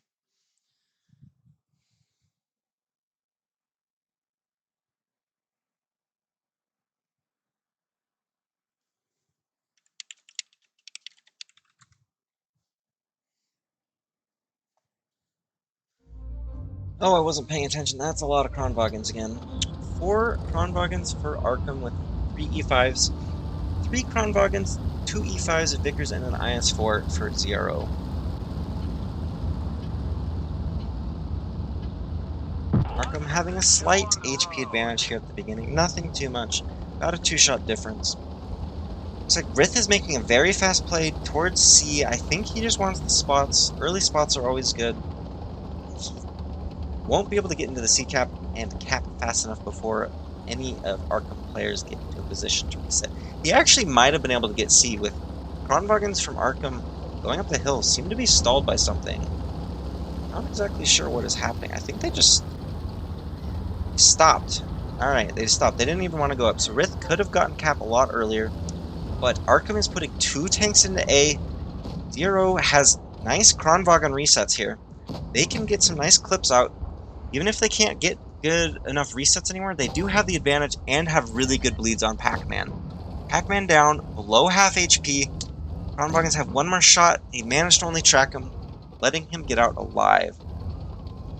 But that was very good reset. They traded about 1,300 damage for 800. Very good trade. That gives them pretty much even on HP now. The Arkham Kronwagens, on the other hand, on the other side, are now making a move, getting up top, trying to shoot down.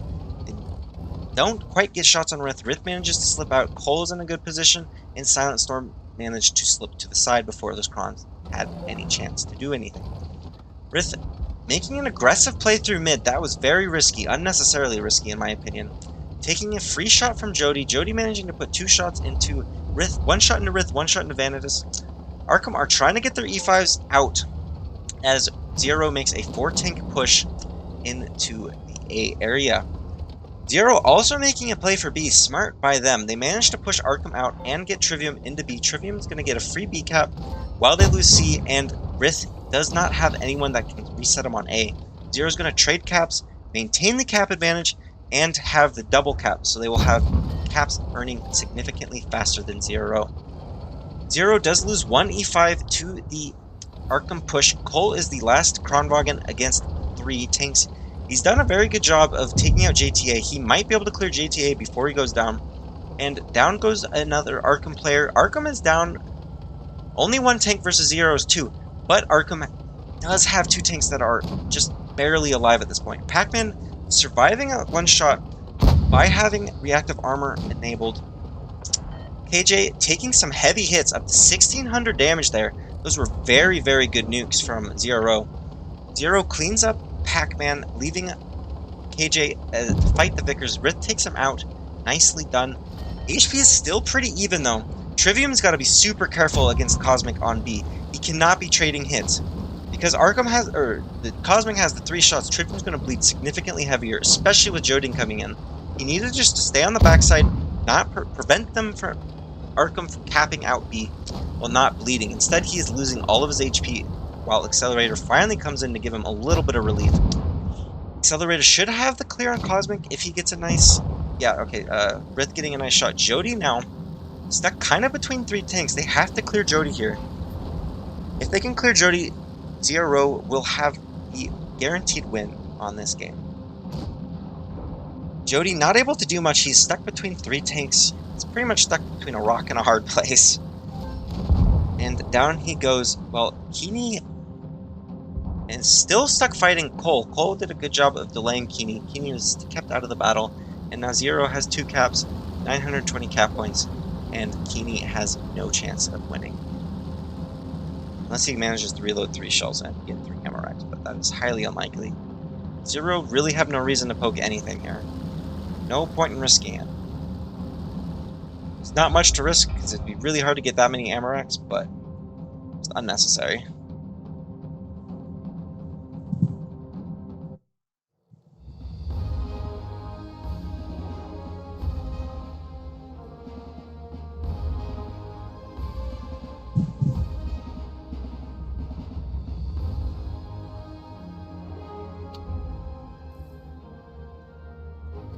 It's now 2-3.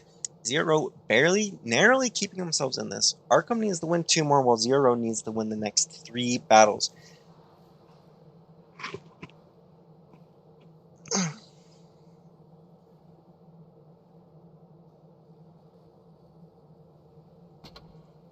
We're now switching. No, we're not switching. We're still on Naval Frontier. We're flipping sides.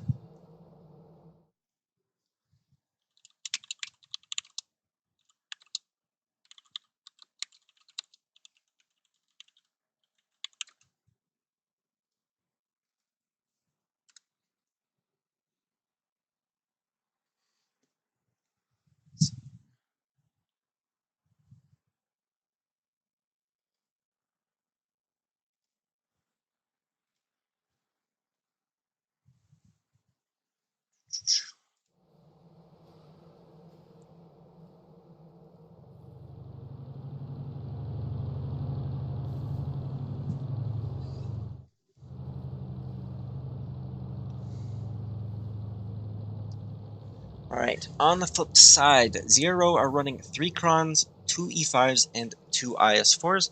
Arkham running the 3 Crons, 1 IS4, and 3 E5s. Arkham having a little bit more rotational ability with those E5s, maintaining the same amount of burst damage as 0 has, and 0 just has slightly better armor with the extra IS4 versus E5, which is pretty much negated by the E5s having the armor consumable. Reactive armor, reducing, I think it's 20% of damage they take, effectively cutting the ability to kill them. It gives them a pretty big HP buff for the 15-20 seconds that they have it enabled.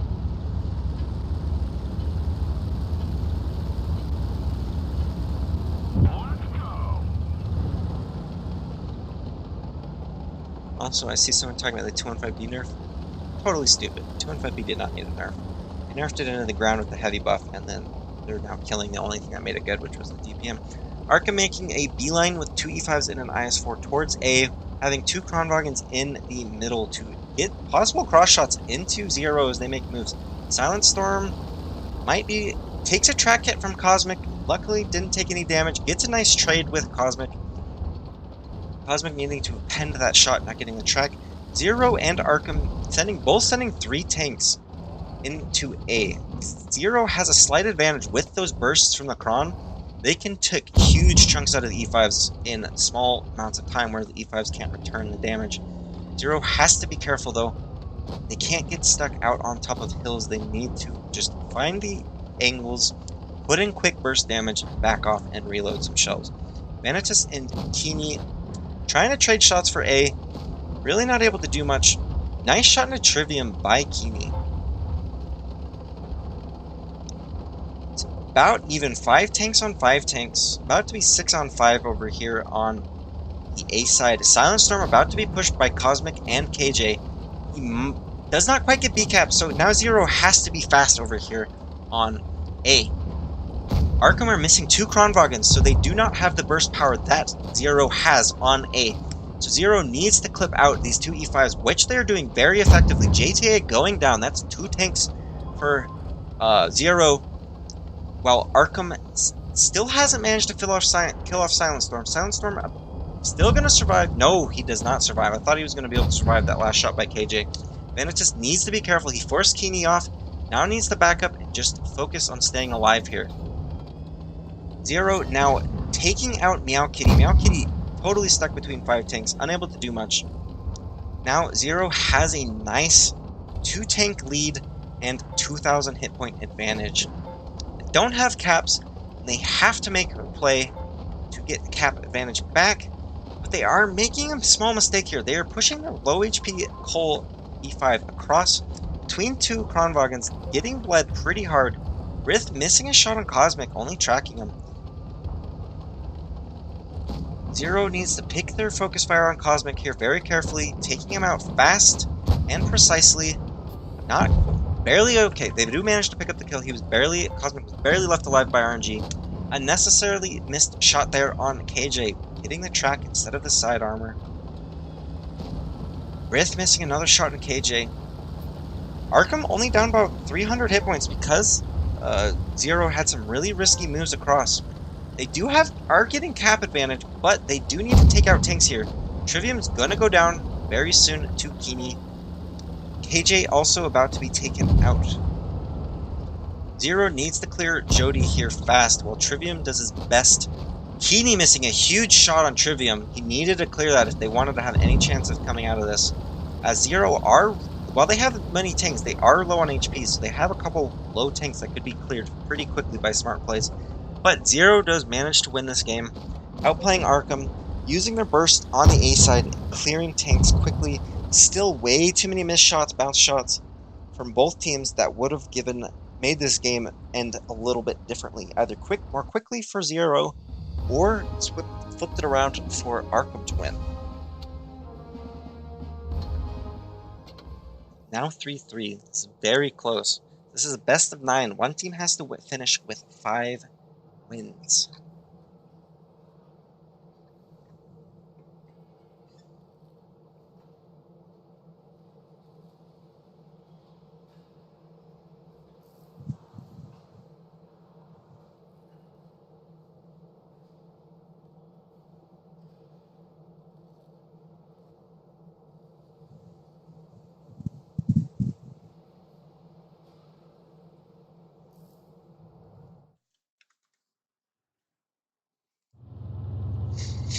We're now switched to Normandy. Let's see here. Both teams not entirely solidified on their lineups. Alright, 0, 2 Yos, 2 Kronwagens, an IS-4, and an E5. 0 is very deadly with that burst damage. If those 2 Yos are running the 2-shot gun, they can drop out together 1800 damage average in 1.7 seconds. So roughly 2 seconds. Let's just round it up to 2 seconds. While the Krons can dump out 1200, or combined they can dump out 2.4k, but over 7 seconds. So the Yos have the better peak. They can peek, take a hit, dump 2 shots, and get into cover. And Arkham going all out with 6 Kronwagens and a single IS-4. So Arkham, Arkham is actually, no, Arkham is down on mobility as 0 has the 2 E5s, but they do have larger burst but really poor DPM. Kronwagens have about 2000 DPM maxed out, with an IS-4 that has maybe 2.3, 2.4k DPM. The Yos each have 2.5 with the big, or the 120, and 3k with the 105. So we shall see. Arkham has the bigger advantage in an initial push or receiving a push because they can burst out a lot more damage. But if 0 can force Arkham to dump their clips ineffectively, 0 will have a huge DPM advantage. Excuse me. Let's see here. I'm curious to see where the Yos go.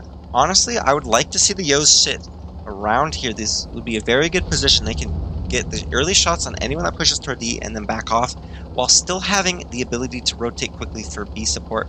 That's just my opinion. Both Yos have the lower DPM but better burst damage 120mm guns.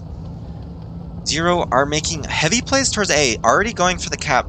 Yos missing shots on the move. They're not very good accuracy in the 120s. They are trying to get that for early fast burst damage into Meow Kitty. Meow Kitty taking heavy damage and getting pushed back. I didn't even notice. E5 skipped A entirely. They are going straight to the rear of the Kronwagens. The Yos are stuck on clip reload, but the Kronwagens don't have the DPM to really deal with this many tanks. Pac-Man is going to be putting heavy damage into Rith. Meow Kitty trying to get away. Accelerator doing a decent job of screwing Meow Kitty up, getting him tracked, getting him stuck. Accelerator will have the clear there as the brawl continues. HP is down heavily for 0, so Arkham has the HP advantage here. Again, that burst damage of the Krons early on is very hard to compete with. 0 still looking a little out of whack. They don't have any particular tank in mind for focus fire. They're just too spread out, not coordinated enough to deal with Arkham, while Arkham did a very good job of having a significant coordinated push and focus fire. Accelerator trying to finish off Jody. Jody does go down to Cole, but it is not looking good for 0. They are down by 8,000 hit points. They were just not able to cope with the Kronwagens. With Kronwagens receiving a minor nerf coming up in the next patch of 150 hit points, it's not going to make a big difference to their ability to push in and just clip out in mass numbers. Vanadis, last one alive, using his speed boost to get out of there as fast as possible. Good shot there from, I think that was JTA, but he is not going to be able to escape. Much better played by Arkham that round.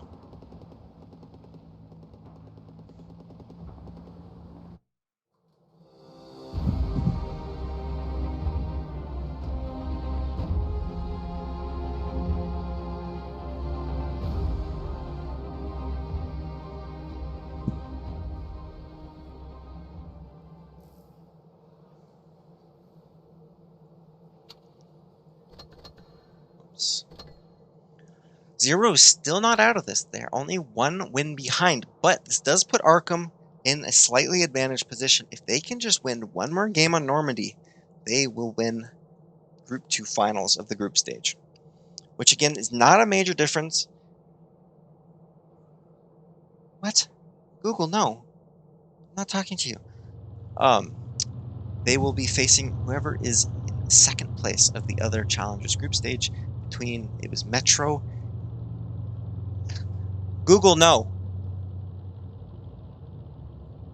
Google, shut up. God. Sorry, Google thinks I'm talking to her. I'm not talking to Google. I'm talking to you guys. I'm looking at, because I just blanked who the other two teams on the other top of the group were. Pincer and Metro. Based on my guess, my best guess, Metro will be getting second place, I think. I haven't seen Metro play, so I don't actually know their skill level. Pincer has been on and off top 8 recently. They lost their best players to Apex, then Apex disbanded to other top clans. So Pincer has been left not as strong as they once were, but I still think they might be stronger than Metro. Again, I haven't watched Metro play before, so I don't actually know.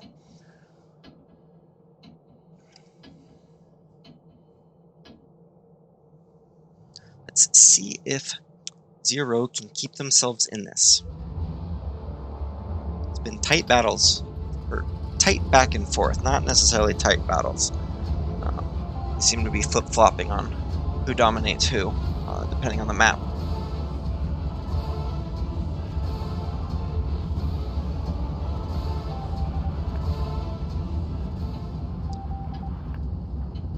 Alright, it looks like, based on the early game stuff, it looks like Zero will be making the... Hello? There we go. They're making a heavy push into C and D here. Arkham putting 2 Kronwagens and an IS-4 towards D, so we'll see if what Zero's goal is. They're doing an aggressive play, pushing 2 E5s into dip. This can either be very good or very bad for you. It does not look like Arkham has the ability, or the tanks currently in position to deal with the E5s. If they have Kronwagens on this ridge on the opposite of the E5s get bullied every single time and they can't do much. With missing a shot on Pac-Man, taking a hit from Jody and Stud, E5 is needing to get more pressure put on these Arkham tanks, while Zero really needs to make a move on the outside here. While there is a Yo in the back, able to put good shots in, Zero just needs to make him clip reload and then make a fast push. Yo is getting forced back. He doesn't have great DPM. Currently, all Zero are doing are kind of delaying the inevitable. They have cap advantage, but they do not have map control. Not below. Arkham has a very easy rotation here. They can put these 2 IS4s either on the flank, or the IS4 and Kronwagen either on the flank, but they're going to be pulling them back because Zero is finally making the push. They were waiting for their tanks to get into position. So Zero does have a 2 tank advantage over Arkham in this brawl. They have to put to their advantage as fast as possible. They need to call finishes. They do, it seems. Jody is the next focus fire, taking huge damage. Accelerator needs to get a shot off. He does. They manage to take out 3 tanks very fast, only losing 1 of their own. Zero doing a very good job of this fast push, while Arkham was stuck with 2 tanks not anywhere near the battle. They are finally starting to get into the battle, but they are down about 2,000 hit points. Soon to be significantly more, as Zero is about to finish off another tank and increase the 2.8k HP advantage they have on Arkham. Arkham has 3 full HP tanks, which is giving them a decent chance of coming back into this, as Zero only has 2 full HP tanks and a bunch of lower ones. Vanitas now being the subject of the next focus fire from Arkham. He is going to get punished here. He does not survive JTA's kill shot, even with reactive on. Zero need to come in fast and finish. Arkham's not too far behind, only 2,000 points behind, which can come back very quickly if they cannot keep up focus fire. Arkham now down almost 3,000 hit points and down 2 tanks. Zero will have to play extremely poorly or get ammo-racked to lose this. They are making Arkham work for this win. Arkham keeps going just barely above, and Zero quickly catches back up. So it'll be interesting to see this final game here in a couple of minutes. See who clinches the win. These 2 teams are very evenly matched. Phonosaur claiming to be throwing, even though they are still winning. Trivium whiffing a shot on Kimi. You need to just back up and get the easy shot, because there's no pressure at this point. No pressure at all. You need to just back up, make sure you pen. No need to unnecessarily whiff easy shots.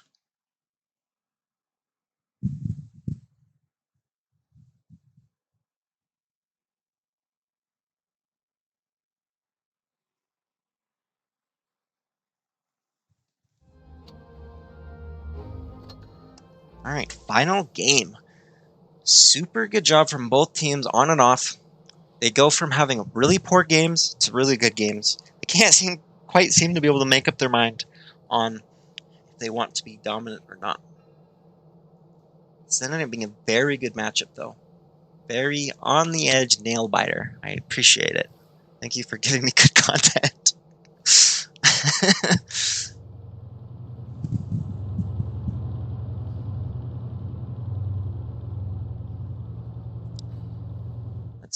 I'm gonna quickly check to see, have the Metro and Pincer games finished yet, or are they still going? Looks like they might still be going. I'm ready up. I have 50 seconds to see if it's updated in game yet.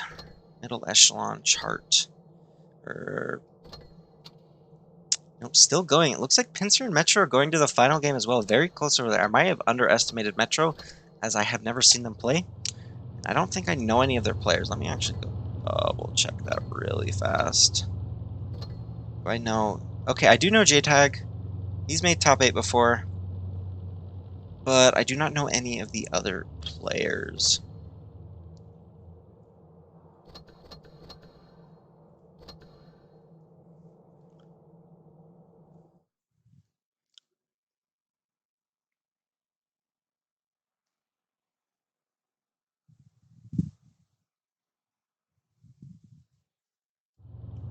Here we go into the final game.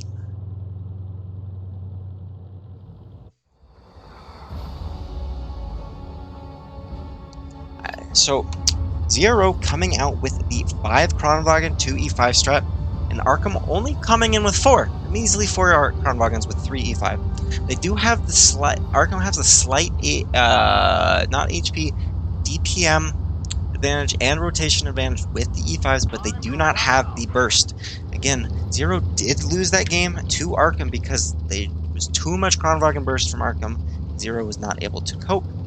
Looks like Zero is sending an E5 and a Kronwagen towards A. The E5 might be slipping around the outside, not to get seen from B into B, the A cap. As long as he does not get spotted, I don't think there's anyone that can really reset him. Zero and Arkham, for the other parts of it, are sending tanks towards C. Arkham a little slow into B. Silent Storm does get spotted. I think the 2 Kronwagens in mid might be able to put shots. They're trying to. Not quite able to hit Silent Storm yet. Silent Storm does manage to get a cap. Very good. Now, Zero does have the cap advantage. They have to keep Arkham off the C cap if they want to maintain the cap advantage. Rith in an aggressive spot, almost giving himself, giving Arkham side shots from these 2 E5s, but the E5s are too distracted by Vanadis to notice that they could have taken 1 hit to put 2 into Rith in the middle.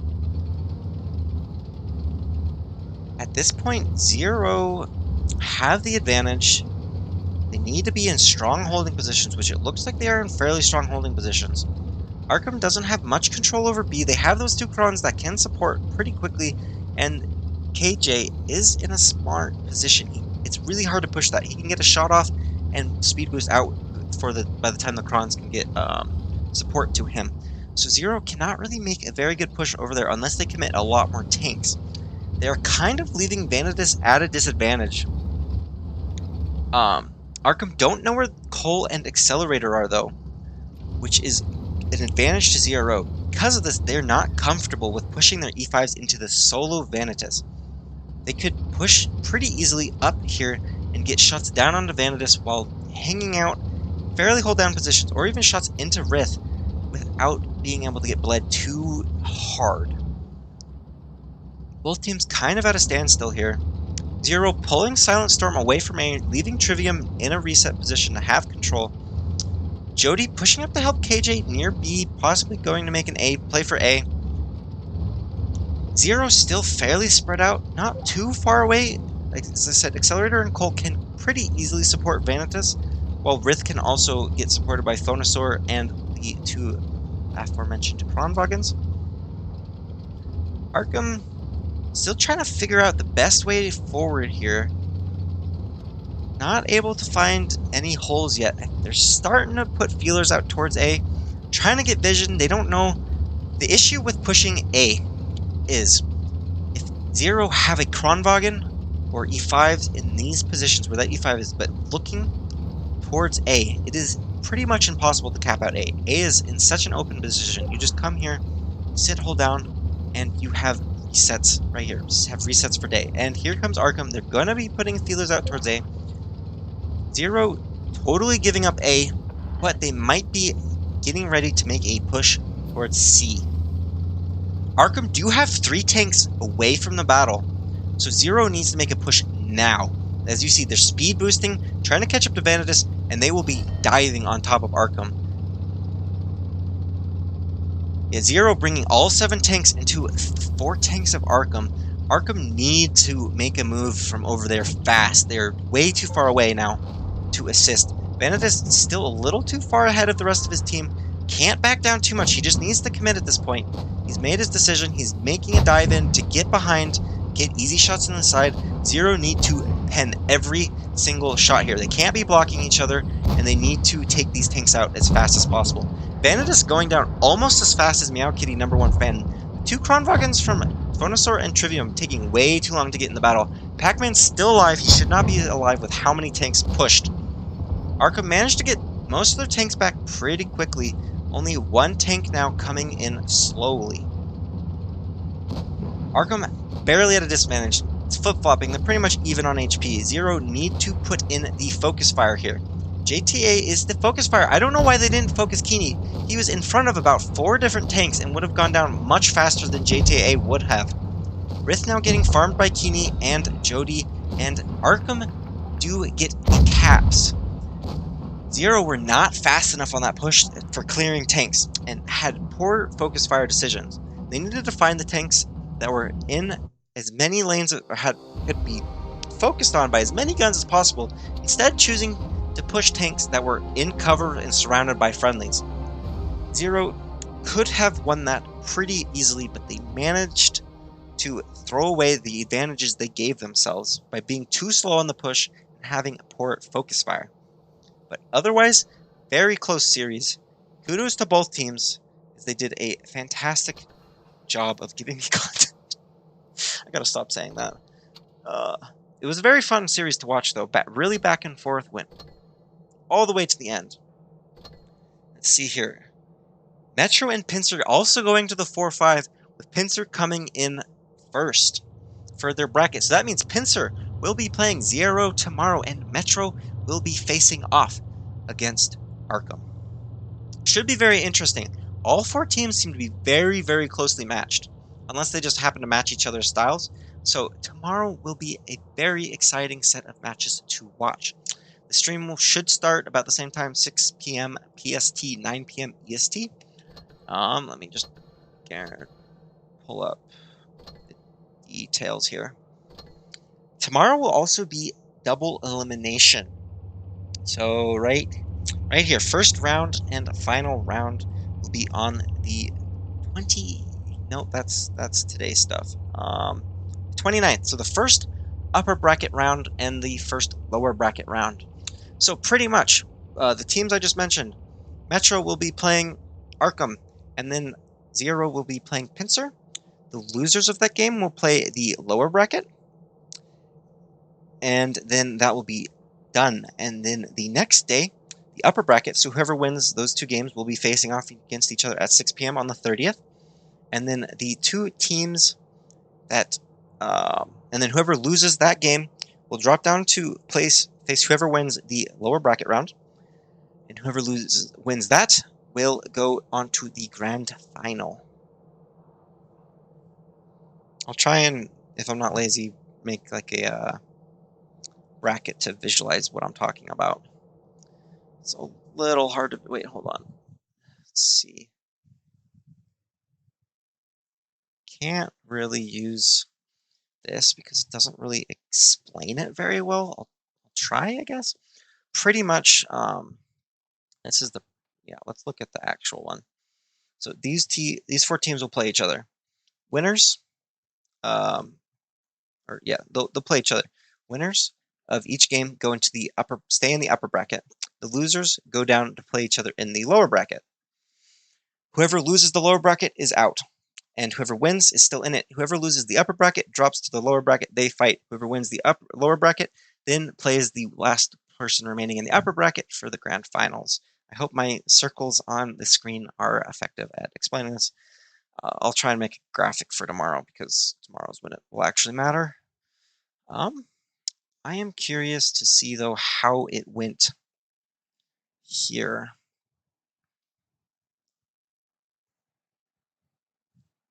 All right, games are finished. Pramo winning 5-3 against GG and Jokers 5-0ing R. So tomorrow, Jokers will be playing GG. That should be a very good game. And Pramo will be playing R. So these are your top 4 teams for the season. Pramo, GG, JKR, and R. They will all be winning monetary prizes and getting the Pro Blue Camo. And then for over here in Challengers, it's really not much of a difference except these guys get tanks and gold. These guys don't. And these guys get real money, and these guys get lots of free XP. Let me see. I don't remember what the rewards are for top 8. So top 4, the money is split up between the team. So really, you only get decent money in first and second place. Otherwise, you get effectively pocket change. This is $40 a person. This is $70 a person with 10 people. But and over here you get 1,000,000 credits, 3,500 gold for these teams that didn't quite make it to the next day. So congratulations to those 4 teams and our 4 teams that will be watching tomorrow. Should be lots of fun. And don't forget to tune in tomorrow because there'll be another giveaway of August Battle Passes, which I don't think they've released any information on yet. I think they do that like the last day of the month. But yeah, it's just get free all this stuff here on the lower section for all the stages you complete. Also, what is this tank? Because it's really weird. I think it's the T25/2 rework. It also does a really big blue explosion thing you spot it. All right, I think that will be it for the stream. Thank you all for tuning in. I need to go eat my